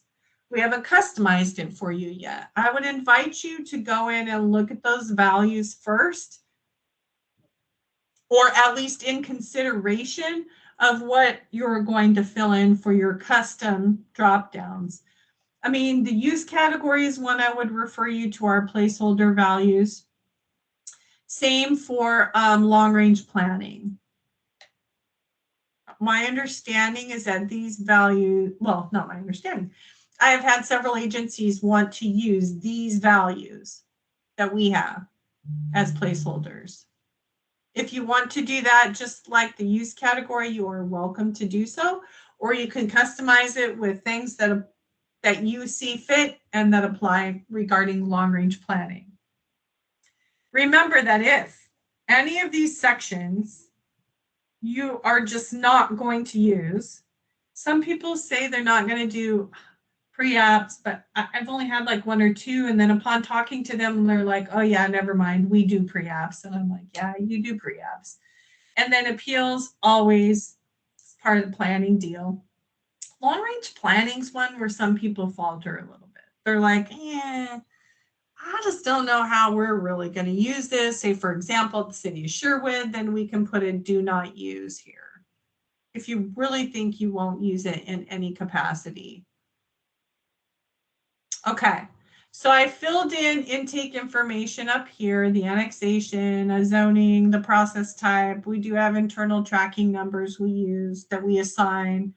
And I put in the use category, I put in the current use and the proposed use. And if anything else applied, I would fill it in. And then I would submit it. But before I do that, if it's a sign application, so if you do intend on issuing sign permits related to sign code, not sign construction, but sign code, please make sure and include the application type in your list. And note that we have signs down here. So if this is going to be a sign permit, I can add a row here and I can fill in all of these application specifics. There's a lot of them. Look how many. I'm still going. Signs is handled as a table in Acela because there's a lot of data.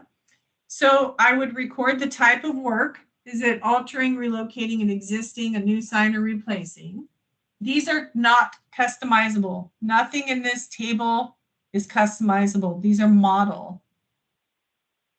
All of the different types of signs. So I would need to select, you can see it right here. Sorry, I'm trying to get there. The type of sign. I would select the type of sign out of the list here.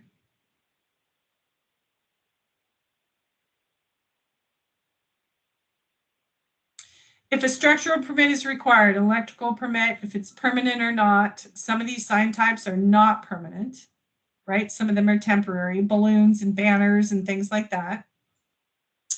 The total square foot proposed of the sign, the number of faces, the lighting, how it will be lit, if it's lit, the type of illumination, the nits, which is the brightness measurement, the direction the sign faces, the height, grade to bottom, height, grade to top, horizontal dimension, vertical dimension,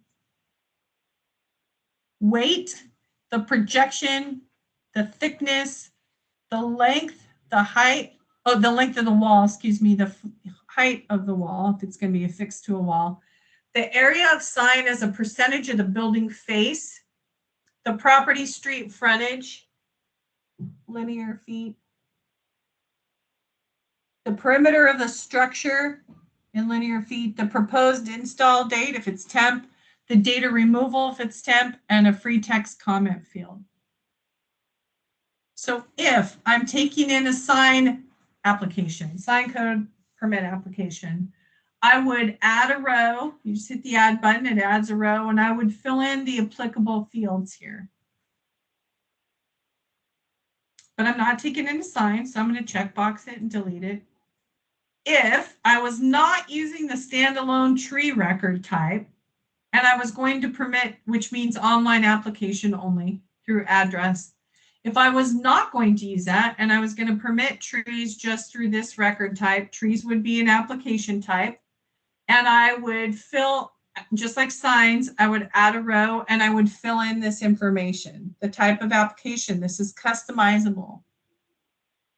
The number of trees, the type of trees, this is customizable. This is about the species. And then other tree, this is just other tree type text, just free text here. If the type of tree, I usually tell people in the type of tree, I would include other. Sometimes the lists are a little bit long. Sometimes, like in Lake Oswego, I think the type of tree list was fairly long. And they included another. I told them, please include another, because, you know, there's always a just in case somebody, you know, has a tree that isn't in the list. If you are going to permit floodplain, I would say add a row here, a floodplain. But in recent years, this information here has been made available to you here instead. Actually in the intake form rather than through the table. So you will not have to use this floodplain table here if you're permitting for floodplain. Lastly is time tracking. Time tracking is used if you need to record your time to a specific project. So I could add my time here. I could say a quarter of an hour. It automatically populates the date and my name because I'm the logged in user. And I could say it's administrative, it's for intake. So if you need to document your time in this way for charging to a specific project account or something, you have the option to track time both in planning and in public works. And you can time track post intake. So it's not only available to you at intake, it's available to you for the life of the record.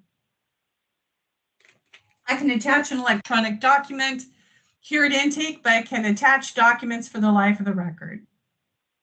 I'm going to go ahead and submit because we need to spend the last piece of our training specifically on workflow. I'm going to let my application hopefully get created here. It takes a second. There it goes. You have the opportunity to pend, which is suggesting only, to pend inspections to an application as you might see fit. But because planning field inspections are fairly limited, it's a site visit, it's a follow-up, or it's a final, or it's an initial. You know, because these are pretty benign, you know, they're not real granular like in other modules, I don't really recommend pending inspections to a record unless it is explicitly something you're issuing a permit for, maybe, like a sign, a tree, floodplain, temporary RV, that kind of thing. Then you might want to think about including the final minimally. But let me tell you, we can pen the final for you. So we can set it where every planning application has a final, but we don't, oh, as soon as I said that out loud, my apologies, scratch that. We cannot pen inspections for planning. So because a lot of planning applications do not require field inspections is why we went that direction. My apologies. Been doing a lot of training the last few weeks. But if you want to, if it is going to be for some sort of development permit, that might be a big consideration. And you might want to minimally at least pen the final. And again, pending an inspection will create the inspection as a pending instance on the record, which is only a suggestion to the applicant. They may or may not schedule it. And if you are not going to allow the public to schedule on planning records because you have that option, you have a submittal form for that in hand, where you need to decide if you're going to allow the public to schedule inspections or not. If you're not, then don't worry about this at all, because you'll be doing your own back office inspection scheduling or field inspection scheduling as appropriate. Okay, so I'm going to cancel because I'm not going to append anything. I'm going to go back to my record list and I'm going to refresh my list, my record list, because I want to see my new record. There it is, right at the top. If there's one thing that Acela is a little bit short on is their refresh rate. They don't refresh a lot of the list pages very frequently. And so a lot of times you'll see that even on the task list, there is a refresh over here. Most of the pages have this refresh icon. So if you don't see kind of a record you just created or something you just didn't show up on your task list, you just assigned yourself to something, it should be showing that kind of thing. Always remember, refresh sometimes is why it might not be showing. All right, so we're going to jump in this record and we're going to jump in fast and furious to workflow. The other parts of the record are, these are all tabs on the record. Down this light gray panel here, we call this the navigation pane. Each separate tab I select will show me the information that it says that it has. The address. When I created the record, I added the parcel. These are in alphabetical order for the most part, excepting the numbered tabs. So A's, C's, numbered tabs really are C's.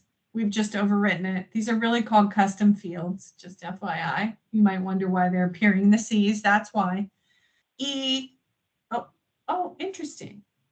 Look at that, expiration date. It's in the wrong order. I don't think I've ever noticed that. That's funny.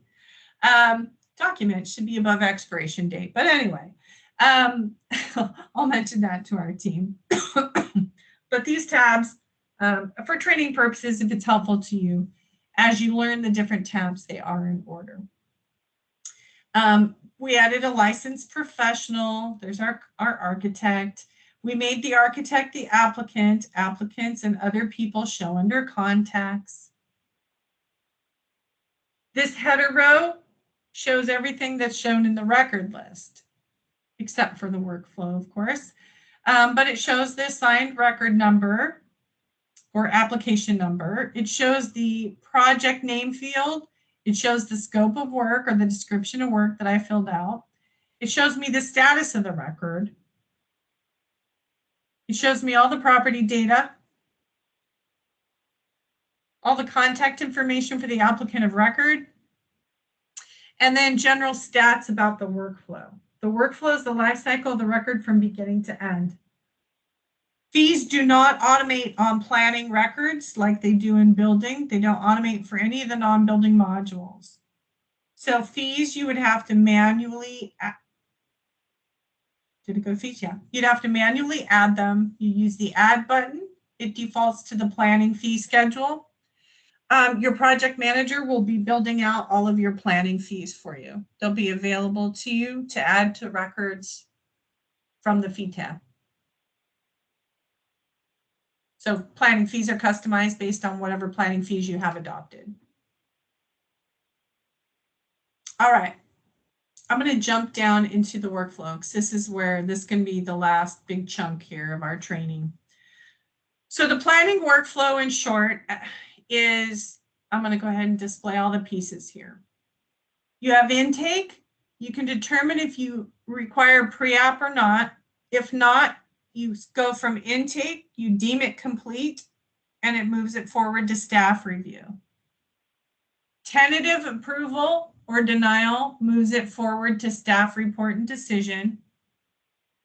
If a hearing is required, you appeal and then close out. The workflow in planning is not designed to be linear. It's designed to be more flexible than that. So sometimes you get down to report and decision and you move back up into review. Sometimes you go down into staff report and decision or staff review into hearing, back up into review, back down to another hearing. Sometimes there's more than one hearing. From report and decision or from review, after the hearing, it may bounce back up for some reason. So the workflow is not meant to necessarily be done top to bottom. It could circle back.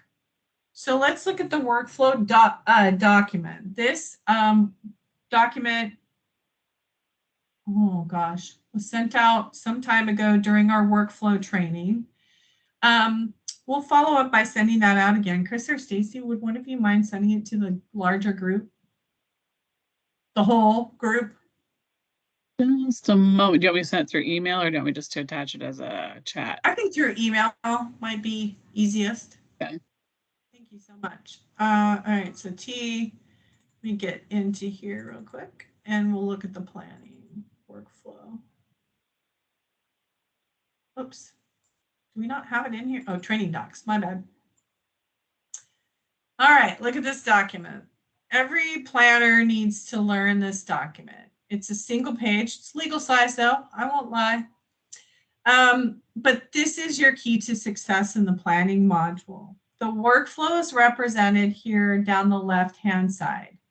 The tasks that are available in the system are intake, pre-app, staff review, staff report and decision, hearing, appeal, and closeout.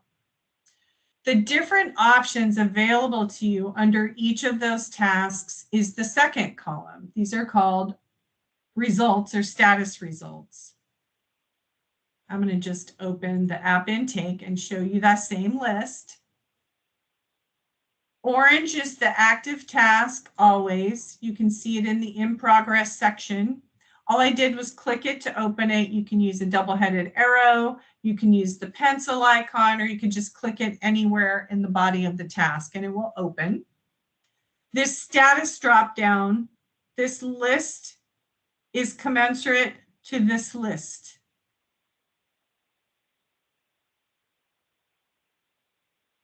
Okay, so this document is essentially a map to using workflow. Depending on what I choose out of the list, this document tells me what's going to happen in the third column. If I say additional info is needed, it is going to first send an email out to the applicant of record. You'll fill in the comment field. You'll see a required field. And you'll need to say what additional information you need and why. But there'll be no change to the workflow. It will not advance to the next to any other tasks. It will stay at application intake. But the overall record status will be updated from applications submitted to additional info needed. Once I receive that information that I requested from the applicant, either uploaded through online, which you'll receive an alert for, an emailed alert, or over the counter, I need to say I received it. There's kind of a timer hidden in the background that you can't see here in the database. Additional info needed stops the clock. And once you receive it, the clock starts again. And that's because if in any way you're measuring turnaround times or how long things take you and that kind of thing, you shouldn't be docked for the customer taking forever. The customer's time is not counted against you. So needed pauses the clock, received starts the clock again. It could have took them 2 days from when you asked for it or 2 months. That time will not be counted against you in any sort of timeline reporting. Once I receive it, no change to the workflow. I still at app intake, but the record status now changes to in review. Sorry, trying to get on that right there. The application accepted is just a communicative status. You don't really have to use this status. But if the application comes in and you want to actually move it from app submitted to app accepted, this does not mean deemed complete, by the way. This is not equivalent to deemed complete. If you feel like there is a need or a purpose for using app accepted to communicate to the applicant something, maybe they mailed it in and you create the record and app accepted, you can shoot them out an email through workflow letting them know that you received the application and it's being reviewed or processed. You know, sometimes it's just helpful communication. No change in workflow. The application status stays in review. If I deem it incomplete, there is no change to workflow. I stay at app intake and the record status becomes incomplete. At deeming something incomplete, you should be sending them a workflow email about what's going on, why it has been deemed incomplete, and what would be necessary to move it to deemed complete. This would beg some sort of communication with the applicant of record. App submitted is a default status. You would never really be selecting it. The record starts there. It's just the starting point. Expired is pretty obvious, right? So let's talk about expired, voided, and withdrawn. Expired is you have a submittal asking for what kind of default expiration you want to set records up for in the planning module. Because there's only one record type, though, with many application types, unfortunately, we can only set one expiration date per one record type. In planning, there's only one record type. So now the system isn't going to do the expiration. It's just going to be a kind of a timeline measurement for you. There is expiration process available to you electively. We don't tend to send those submittals out till post-intake because it's a lot of information just to get things going. You have so much to learn, and once you get started, there's just a great learning curve at the beginning as you get going. And to have records expiring or whatever on top of that is just sometimes much too much. So we usually hold off on introducing record expiration process till post-intake. It's optional. It's available for every module separately. So public works separate from building, separate from planning, and so on. But an expiration date can be part of the process, so this application could potentially expire. Withdrawn is the customer withdrew their application. They chose to withdraw. Withdrawn is available in every task. You can see it withdrawn, and down the list. So it's expired because the record could expire at any point in time. If they're not responsive or not returning information, etc., eventually it can expire. Voided is only available in intake. This means that staff made a mistake. When you created the record, maybe it wasn't time to create a record yet. Maybe it should have only been an inquiry because it wasn't actually going to be a type of application. Voided to me in the planning side is very rarely to never used. And that's because your record type, you can edit the application type once you've created it. So if I created this record as an annexation and, oh my gosh, it should have been a property line adjustment, I can change that and not break the record. In building, you cannot do that. In building, the way you start the application, whatever type you pick at the beginning cannot be changed. You would have to void the record and create a new one of the correct record type.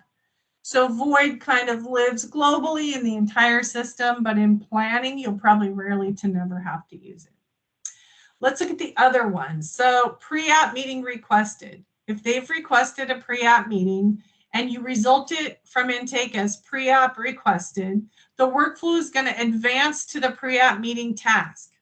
Now we've tried to color code this to make it easier to read, you know, the blue to the blue, the pink, pink is always closeout, yellow down to the yellow task, and so on. So just to point that out. So the workflow will close app intake if I select this choice, and it will move me to pre-application meeting task, and it'll open up these results, options for me right here, these status options. And the record status will be updated to pre-app meeting requested. Otherwise, we're deeming it complete, which will advance the workflow to staff review, which gives you these options right here. So kind of the traditional flow, majority of the time, is app intake. You review what they've submitted, you deem it complete, and the clock starts. It advances the record to staff review, and you do a staff review. These status results are available for you. If I were to say ready for report and decision, it will skip staff review, which is very important. Again, like I said, you need to learn this workflow if you're a planner like the back of your hand, because this is how the system flows. This is how it works. So you want to look at your desktop process and figure out how you're going to fit things into how this runs, how this works. What was I saying? Oh, skipping staff review. If I skip staff review, I also lose any of the options included here, which is all of the issue permit options. So just a note, if you're going to be issuing a development permit, say for sign code or for trees or for floodplain or temporary RV, 1 second, Eric, I'll catch your question. Then I don't want to skip staff review, because even though it might not technically be like the most traditional form of staff review, this is where the permit tasks happen if you're going to issue a development permit. Yes, Eric. Hey, Kelly, sorry if I missed this. Is the system capable of, I guess, customize public notice generally, but then custom public notice? You know, each development code, each jurisdiction has different notice requirements, also based on application type. So what I'm picturing, hopefully, is we deem it complete on a specific date. We schedule the public hearing for a specific date, and then that sort of backtracks from there when the public notice is required based on the code. So the public notice, I guess, coordination or tracking occurs in the activities tab.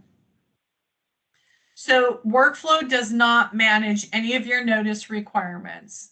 Workflow is the high-level required tasks for kind of processing the application. Activities, so once you would deem it complete, if I'm following your example, Eric, is I would come into activities. Once I deem it complete as the planner, I would do workflow, deem it complete, come to activities, add a new activity. I'm jumping ahead a little bit, but we need to talk about this. And the activities for plan exclusively for planning, not that you can't use any or all of these, but that were designed for planning, are appeal period, hearing, notification, and app materials routed. These are specifically designed for planning. Again, doesn't mean you can't use any of these other ones, but I would select notification, and I would document down here what notification is being sent or noticed.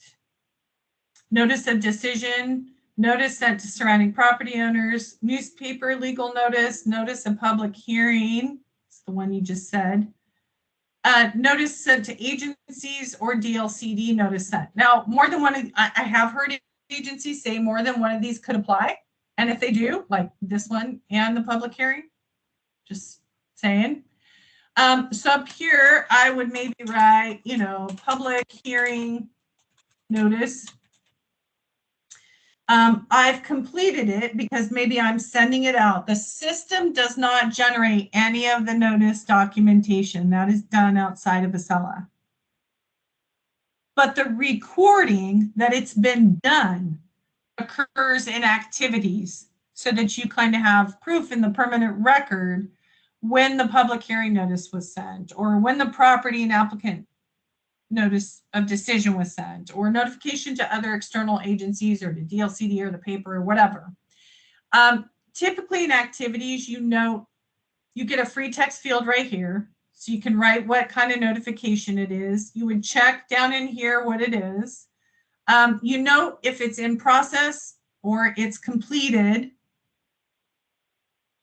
You can give it a priority. You can assign it if it's not going to be you during the work, because the name that defaults in is the logged in user that's doing recording it. I can put more detailed description, sent to Emily, at the director's office via, email with read receipt. I'm just making things up. And then I would checkbox what I had prepped or sent, and then I could document the date that it was actually sent. So just because I'm recording it today doesn't mean I sent it today. I could be recording it today and I sent it 3 days ago. And then I would submit to save this, to record it administratively on the record. Yes, Eric. Oh, sorry. Oh, I do have another question. I didn't put my hand down. No. Is there any, like, I don't know, call it like a smart feature or something where, we say again, but deemed complete this day, therefore the 120-day deadline is this date, sort of automatically to sort of assist the planner in tracking dates that, and going in the reverse direction, it would be, we have planning commission dates only on second and fourth Tuesday. So we know when the hearing's going to be in, within the next 2 months. And then based on that hearing date, the statutory requirements for notice kick in about, you got to do DLCD notice 35 days before the public hearing. So therefore, in Acela, if you schedule the public hearing for this specific date, then Acela tells you, okay, 35 days prior is this date. And the planner knows that they need to hit the public notice by that date, is what I'm asking.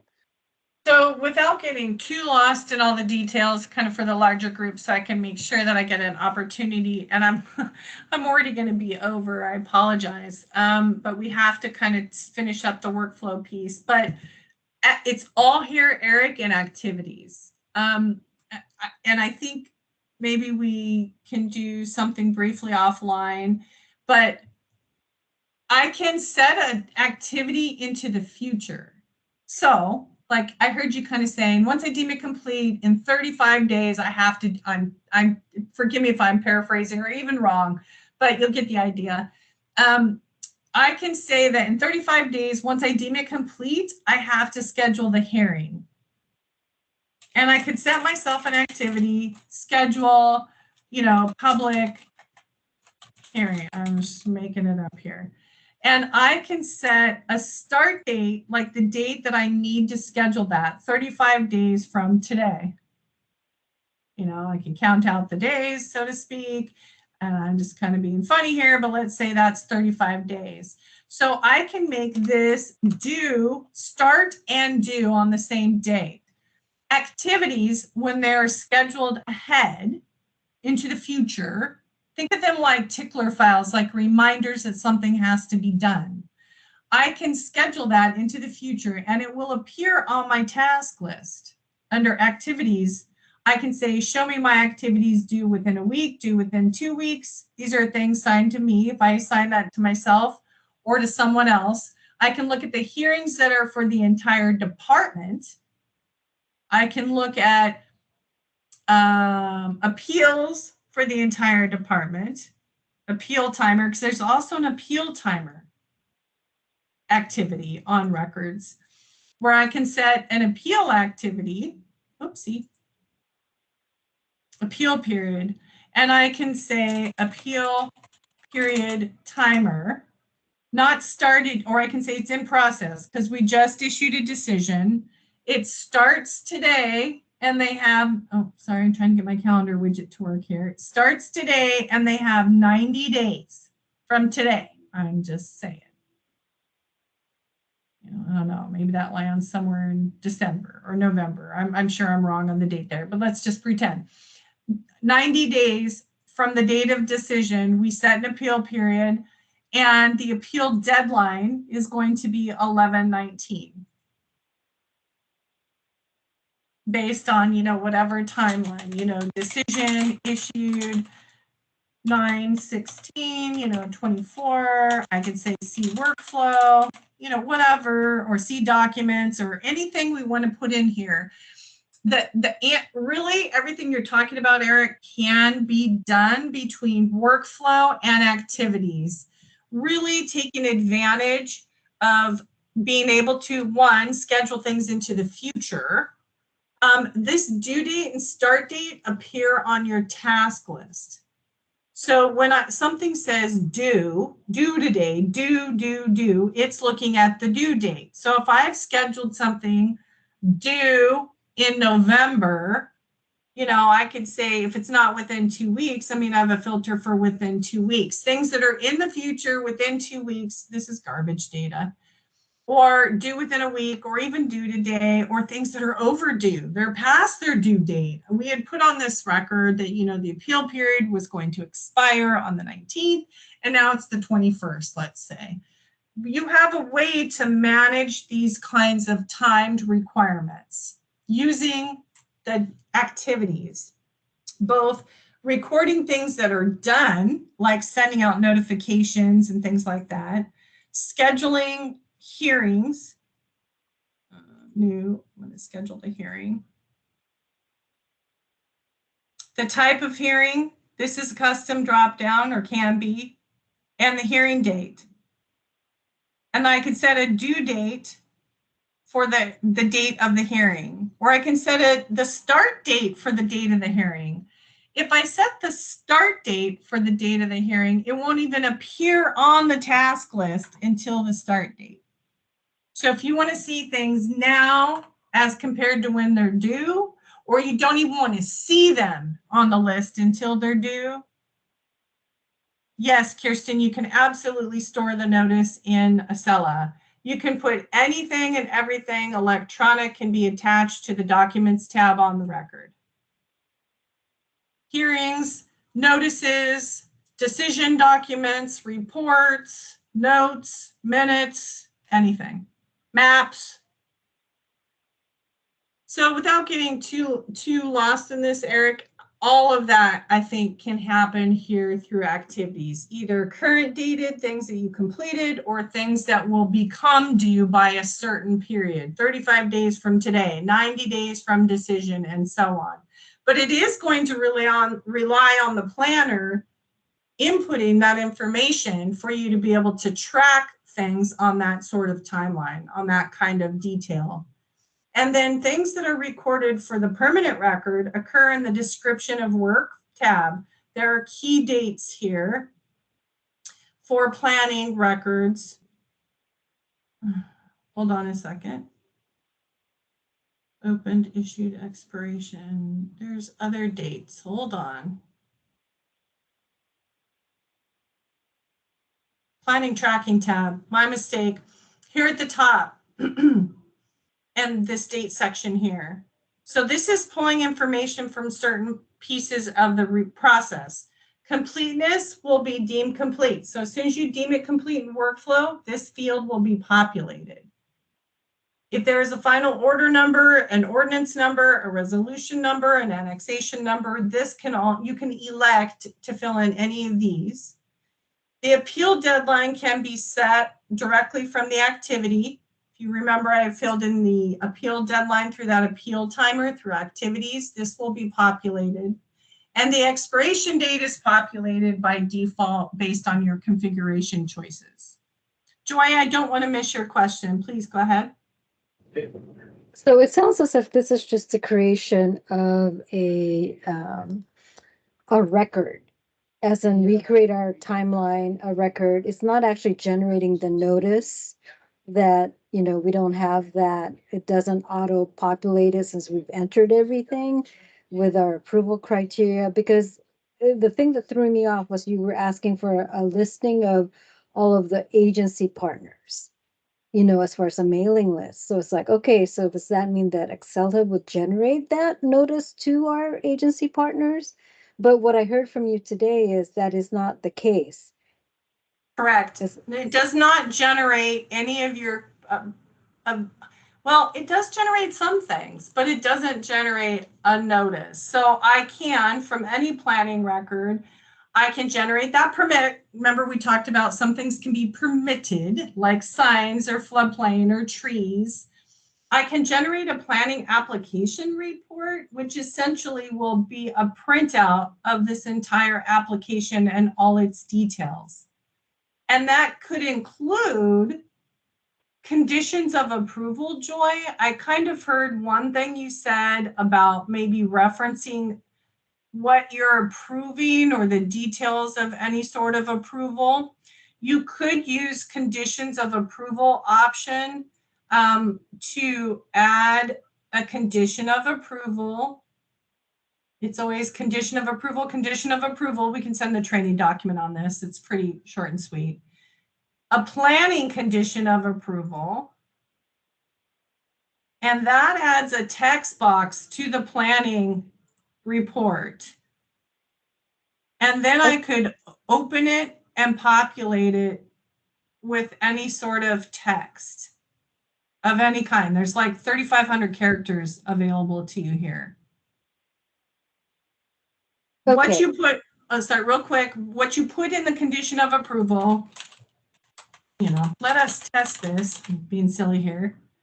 I just added a planning condition of approval, should then be included, I'm crossing my fingers, in the planning application.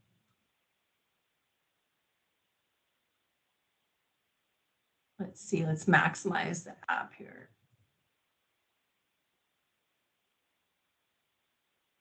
No, it's going to be the development permit. The development permit will pull in any approvals that may or may not be a good fit. Please go ahead and ask your other question that you were just going to mention. I used to work for Washington County, and I did put like conditions of approval, so then it makes it easier for like the building permitting, so they know the timing of when things as far as are the specific conditions of approval are required. So that helps. So it sounds as if this is just, we're creating a record. We as planners are really not, we're generating our own notices. We're just inputting saying when we did the notice and when we sent it out. We're utilizing Excella as maybe a timeline, right? To help us make sure that we're meeting our flow and when things are being required. But in regards to writing the staff report, sending out notice, all of those are all outside of this purview. Yeah. I mean, yes, in short, for sure. In all fairness, you know, we're supporting 100+ agencies throughout the state and all the planning departments. I think I mentioned at the top of this training, there's a wild variation in how, shockingly, in how people are doing business, you know, when it comes to planning. We do provide you the framework, maybe that's a way to say it, upon which to track and manage your application process through staff review and decision. So in staff review, I do have, you know, options available to me. I could, if I am issuing a development permit, you know, say for trees or signs, so to speak, I can issue a permit where a final inspection is required and the record will stay open. Or I can issue a permit where there's no inspection required. So I've issued a permit and the record closes. So there's about issuance. And then I can record the inspection. So if the final inspection was required, like this one, I can complete the inspection, approve it, complete the inspection, or deny it. I would schedule the inspection outside of workflow, though. I'd schedule the inspection on the inspections tab. However, I would record what the outcome was here, and then the record closes. Once the inspection, happens and it's approved or it's denied. But up here, tentative approval and denial are the ones that advance the workflow to staff report and decision, where your choices on hearing are included, if applicable, and or you final approve and deny, which closes out the record. So this diagram really needs to become an offline conversation with your planning departments, where you need to talk about what these options mean for your desktop process. For an annexation, for instance, how would I walk it through the process? Once we deem it complete, does it require a staff review? Once I deem it complete, it goes to staff review. There's options for you to manage revisions here. If it is permit related for those couple of things. Otherwise, you're doing a tentative approval or denial.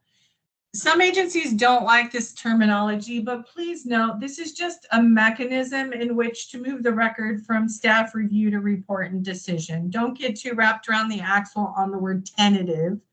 But a review is done, and upon completing staff review, I'm essentially advancing it as an approval or a denial. And then it goes into staff report and decision. And if a hearing is needed or called for, a hearing officer, planning commission, board of commissioners, city council, or I am finally approving it and denying it, which is closing the record. If I call for a hearing, then we move into hearing.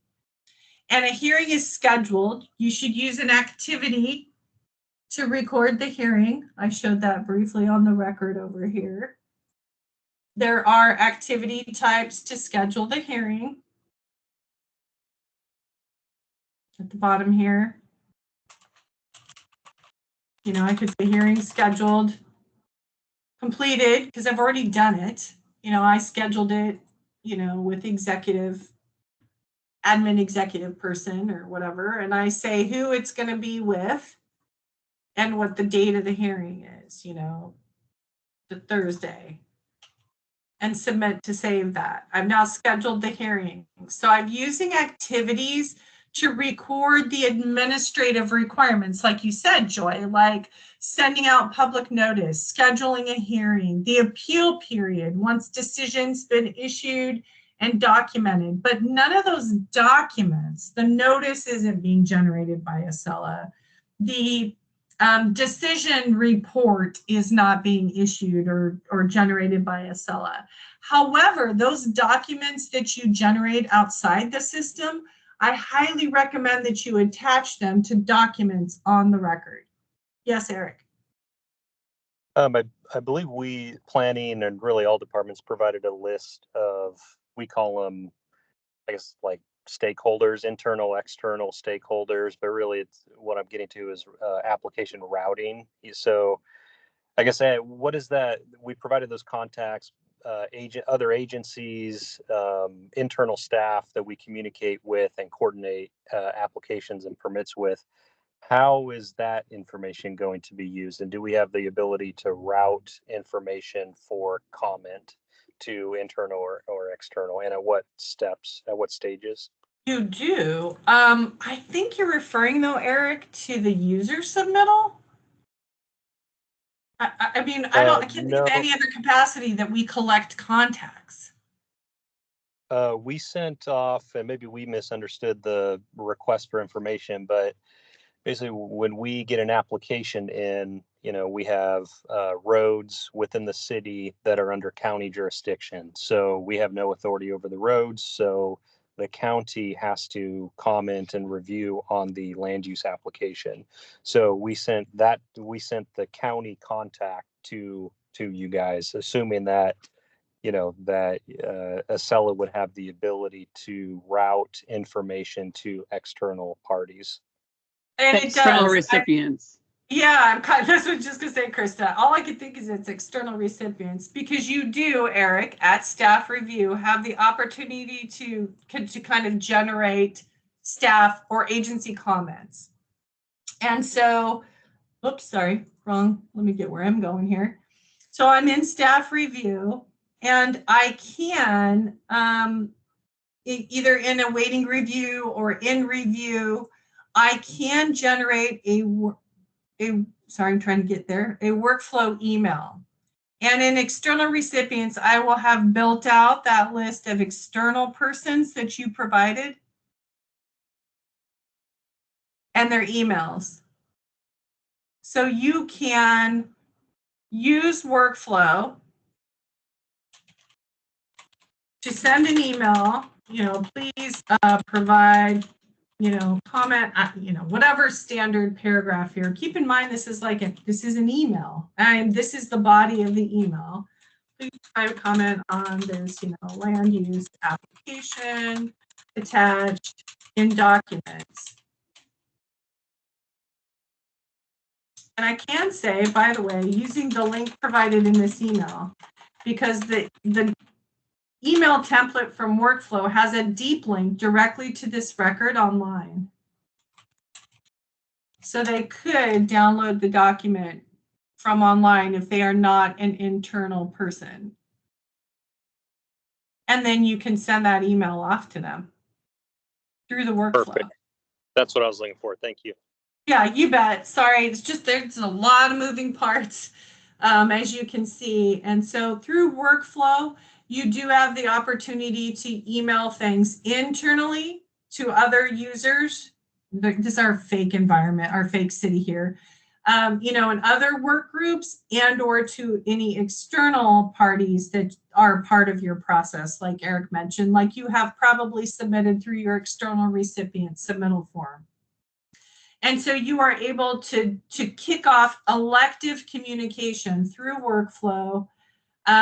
We just got this, it's in staff review, and now I need to, kick out a request for comments or whatever, either to other work groups, to building, we need comment, or to public works, we need comment, or to any external parties that you provided to us in advance, which it sounds like Sherwood did. You can reach out to any of those persons and work with them on comments. Then once you receive their comments, let's look at our diagram again. Agency comments received would be what you would result. And there's no change to the workflow. It stays in staff review, awaiting your next step.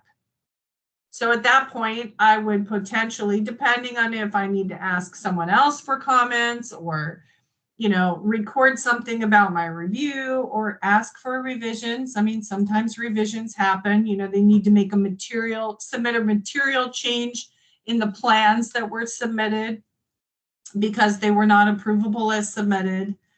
Maybe they were over a setback, maybe they were over the property line, maybe they're over an easement. I mean, who knows, right?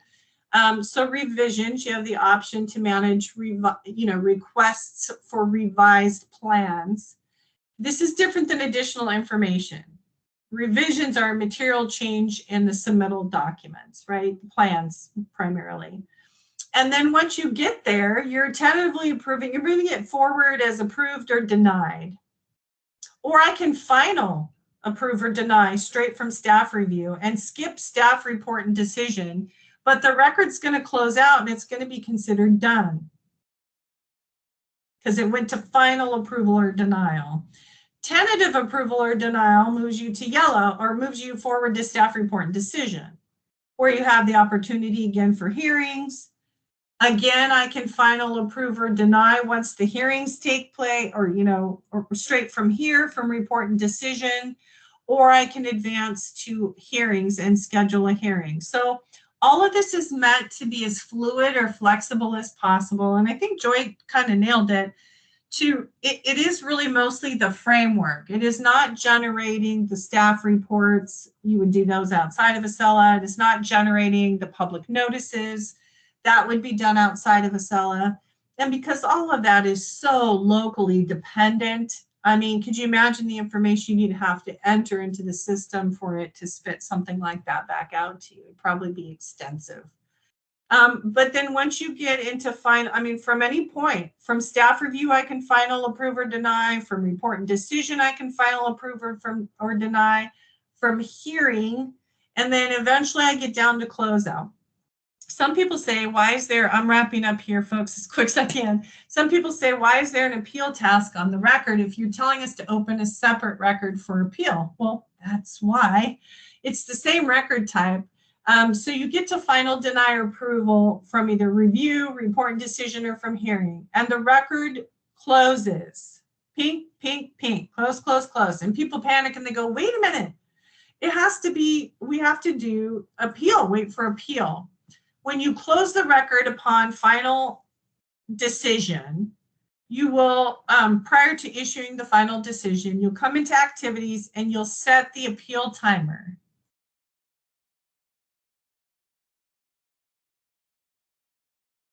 You'll say it's in process, starts today, or starts, whatever date. Maybe you have to backdate it because maybe decision really happened 2 days ago at the public hearing or whatever.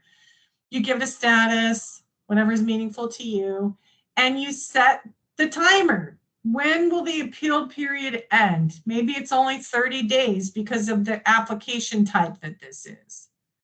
So on the 16th of October is the end of their appeal period. They can appeal for the next 30 days.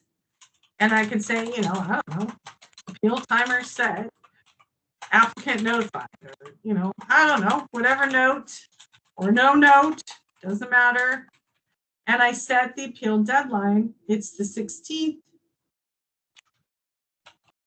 Oops. I just totally busted up the date. There it is. That's when the appeal period, that's the deadline for them to appeal on this particular application is 30 days. I say that the record closes because we reported final decision, final approval or denial. We issued a staff report, but the appeal stays on the task list. The timer stays here. And you can see the due dates. I can sort them from the nearest one or the oldest one about to expire, this old data, right, to the newest one about to expire. And we wait.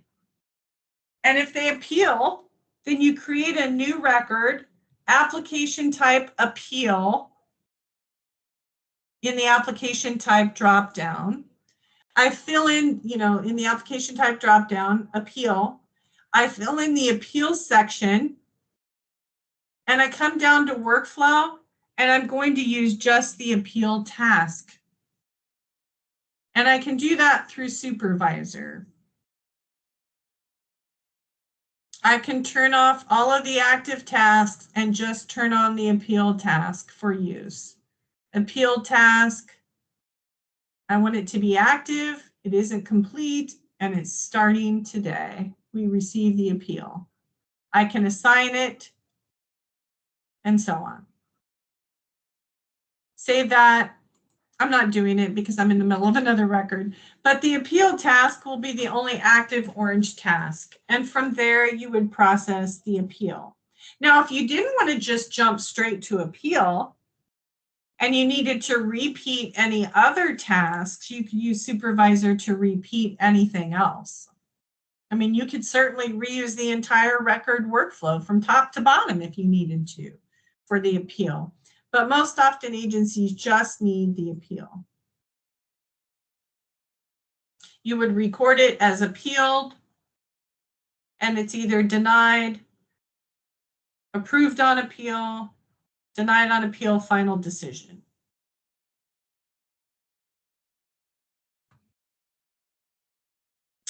All right, I know everybody stayed late. Oh, Tatiana, yes, sorry. Did you have a question, Tatiana? You're muted if you're talking.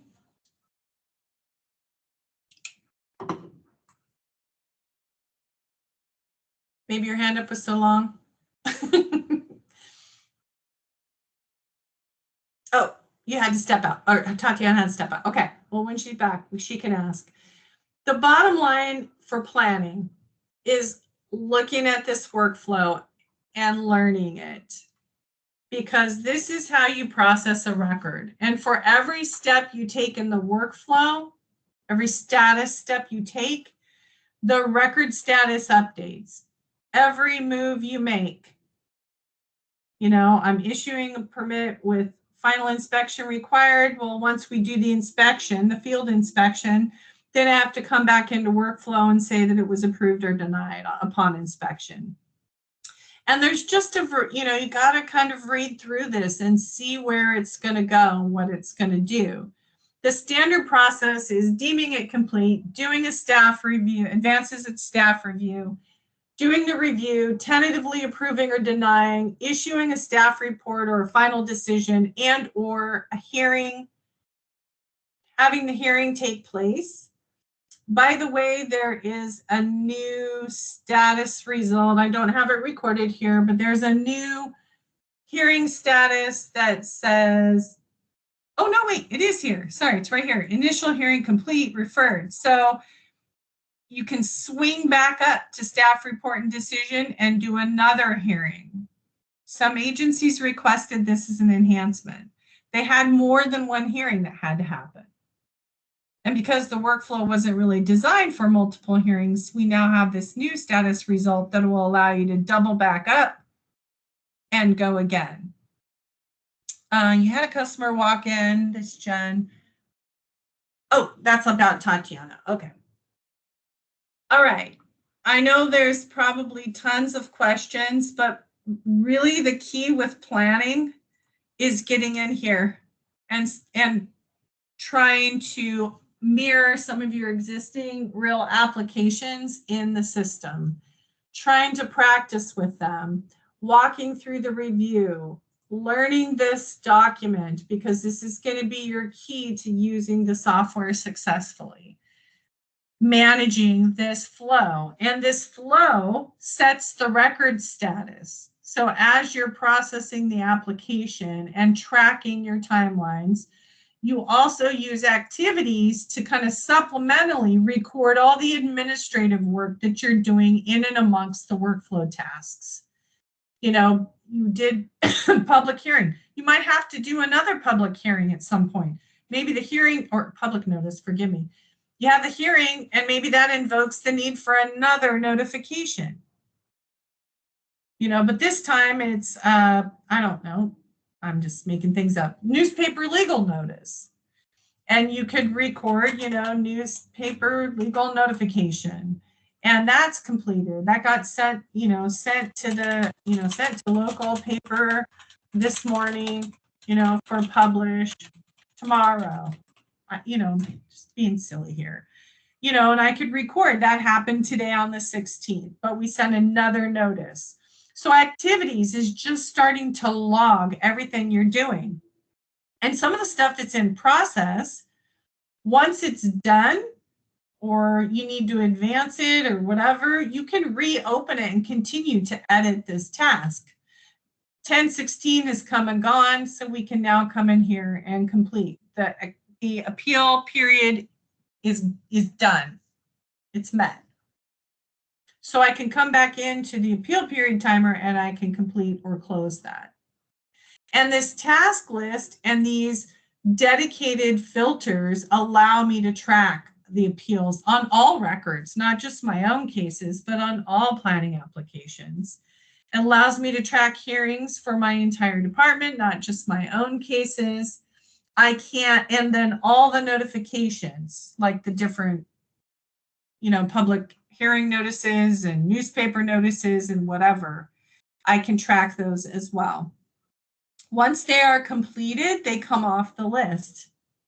Once stuff is considered done or signed off, so to speak, it comes off the list, off the filter. Because why would you need to track it if it's already completed? At that point, you're just tracking it at an application level by address or whatever the case might be. All right, are there any burning questions? We've gone a half an hour over. I greatly appreciate your time. I know it's valuable. This is just very important training. There's a lot that happens here. And I think, Joy, I think that's a really good way to put that. I think I'm gonna make a better point of kind of noting that earlier on in the training, because I do think that's important information to be had, that this is not going to generate the notices. This is not going to generate the decision documents. Those will all happen outside of the software. but you will record kind of all of the high level data. And again, I bring you back to kind of the numbered tab here, which is the planning tracking information tab, where, I mean, here's all my intake information. If there's more information I know now, I could further record that. Do you remember these fields I said that were elsewhere? Here they are again. The ones I questioned if they should be on the intake form. You know, everything that was on intake is available to me again here. So if I needed to edit anything post intake, I could do so. And then not only that is a lot of these dates. When I signed off completeness, that got filled in. Set an appeal deadline, this will get filled in. Expiration date is default filled in. If I need to record any of these, if any of these are pertinent to this application, I can also record those. And then I just have a free text notes field as well. Just not to forget, sometimes these can be very valuable. All right, inspections is the only last piece. I can add or schedule inspections in the back office. There are only the 4 inspection types. If I were to schedule an inspection, I would select the inspection, use a single arrow to move it over, add schedule to say I want to schedule it, and I just have to fill in the blue banner.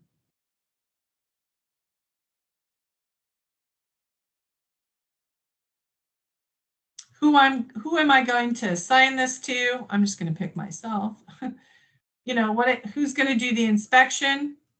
Whether it's you scheduling for yourself or front office scheduling for you or whatever. When are you going to perform the field inspection? There's a calendar widget here. There's also a get next working. Oh, no, there's not. Oh, wait, hold on. There's a get next working day. And then I can free type in the date. The calendar widget, I think, works nicely. We don't do appointment level scheduling, but if you are not going to allow the public to schedule inspections, again, that's a submittal that you have, a decision you need to make. At that point, if you're only scheduling for yourself and only staff are doing scheduling of any field inspections for planning, then maybe you would use appointment level times. That's up to you. But by default, if the public is scheduling, they don't get to pick a time. Doesn't work that way. They just get to schedule the inspection with you.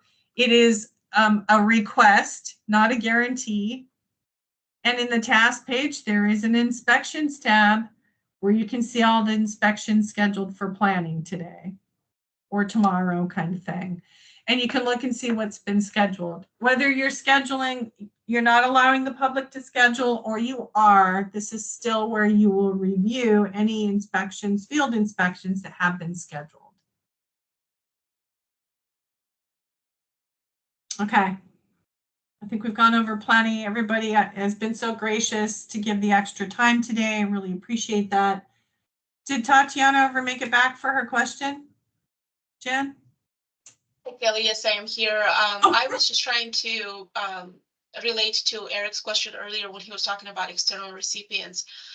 Since that is not particularly a static list and it changes with every application that we have, if we need to send a notice to somebody that is outside of the list that was shared with Acela during configuration, would we be able to generate that email to send it to somebody not from that list?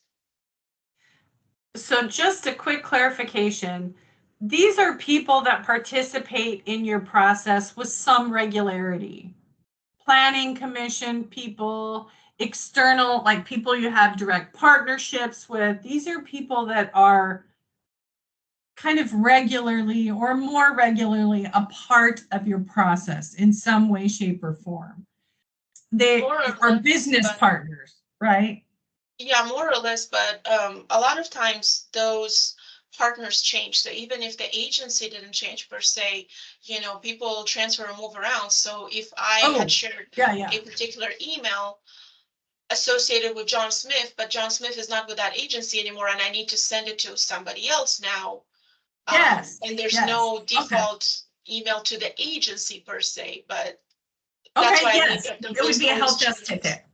You just submit a help desk. Once you're live, if external recipient emails change, absolutely, you would need to submit a ticket and inform us and let us know what to change things to. Okay, I That's- appreciate it. Thank you. Yeah, that's a good question. Any of the people attached to the record, assuming that you're collecting email as much as possible, you'll have the opportunity to, email out to the applicant of record or the owner or even the licensed professional. If that's applicable. You can also generate emails to the people attached to the project, to the record. Whereas these would be more back office kind of communications to people either internal to your agency or those people, that you do some regular work with. Good question. All right, guys, it's a lot of information. I highly suggest you get in and practice. I think Krista sent this out. Yeah, it wouldn't send through the chat, so I had to send it through email. Yeah, I think it's better through email because people don't have a harder time downloading stuff. So, But don't So forget this your was sent- recording. Thank you. This was sent via email. Again, I invite you to take a very close look at it and talk about your desktop process. In deciding like how you're going to manage things in the way that you do business and how it fits into this flow. Unfortunately, we cannot customize this workflow. We tried to make it flexible enough for all planning agencies and work groups to do the majority of their planning application business and permits. But it just isn't practical that we could customize for 100 plus agencies, and particularly when we're providing the software at no cost. So it becomes a lot harder to manage anything outside of the model. But we try to give you as much flexibility as possible in the drop downs that are available to the application types and the process types and all that. All these drop downs in here to try to customize things as best as possible for pre-app, for appeals, and for long-range planning if applicable. So hopefully that gives you a really good framework to work off of and to track all of your cases and applications. All right, everybody, thank you so much. I won't keep you any longer. If you have any questions, please don't hesitate to reach out to any of the project managers. Each of you have assigned project managers, but I think everybody would benefit from the questions, no lie. So if you have anything, please don't hesitate to reach out. Thanks, Kelly. Have a great day. You are so welcome, and thank you for your time. Yeah. Can I talk to you after this? Sure, I'm going to stop recording, and everybody is welcome to leave the meeting.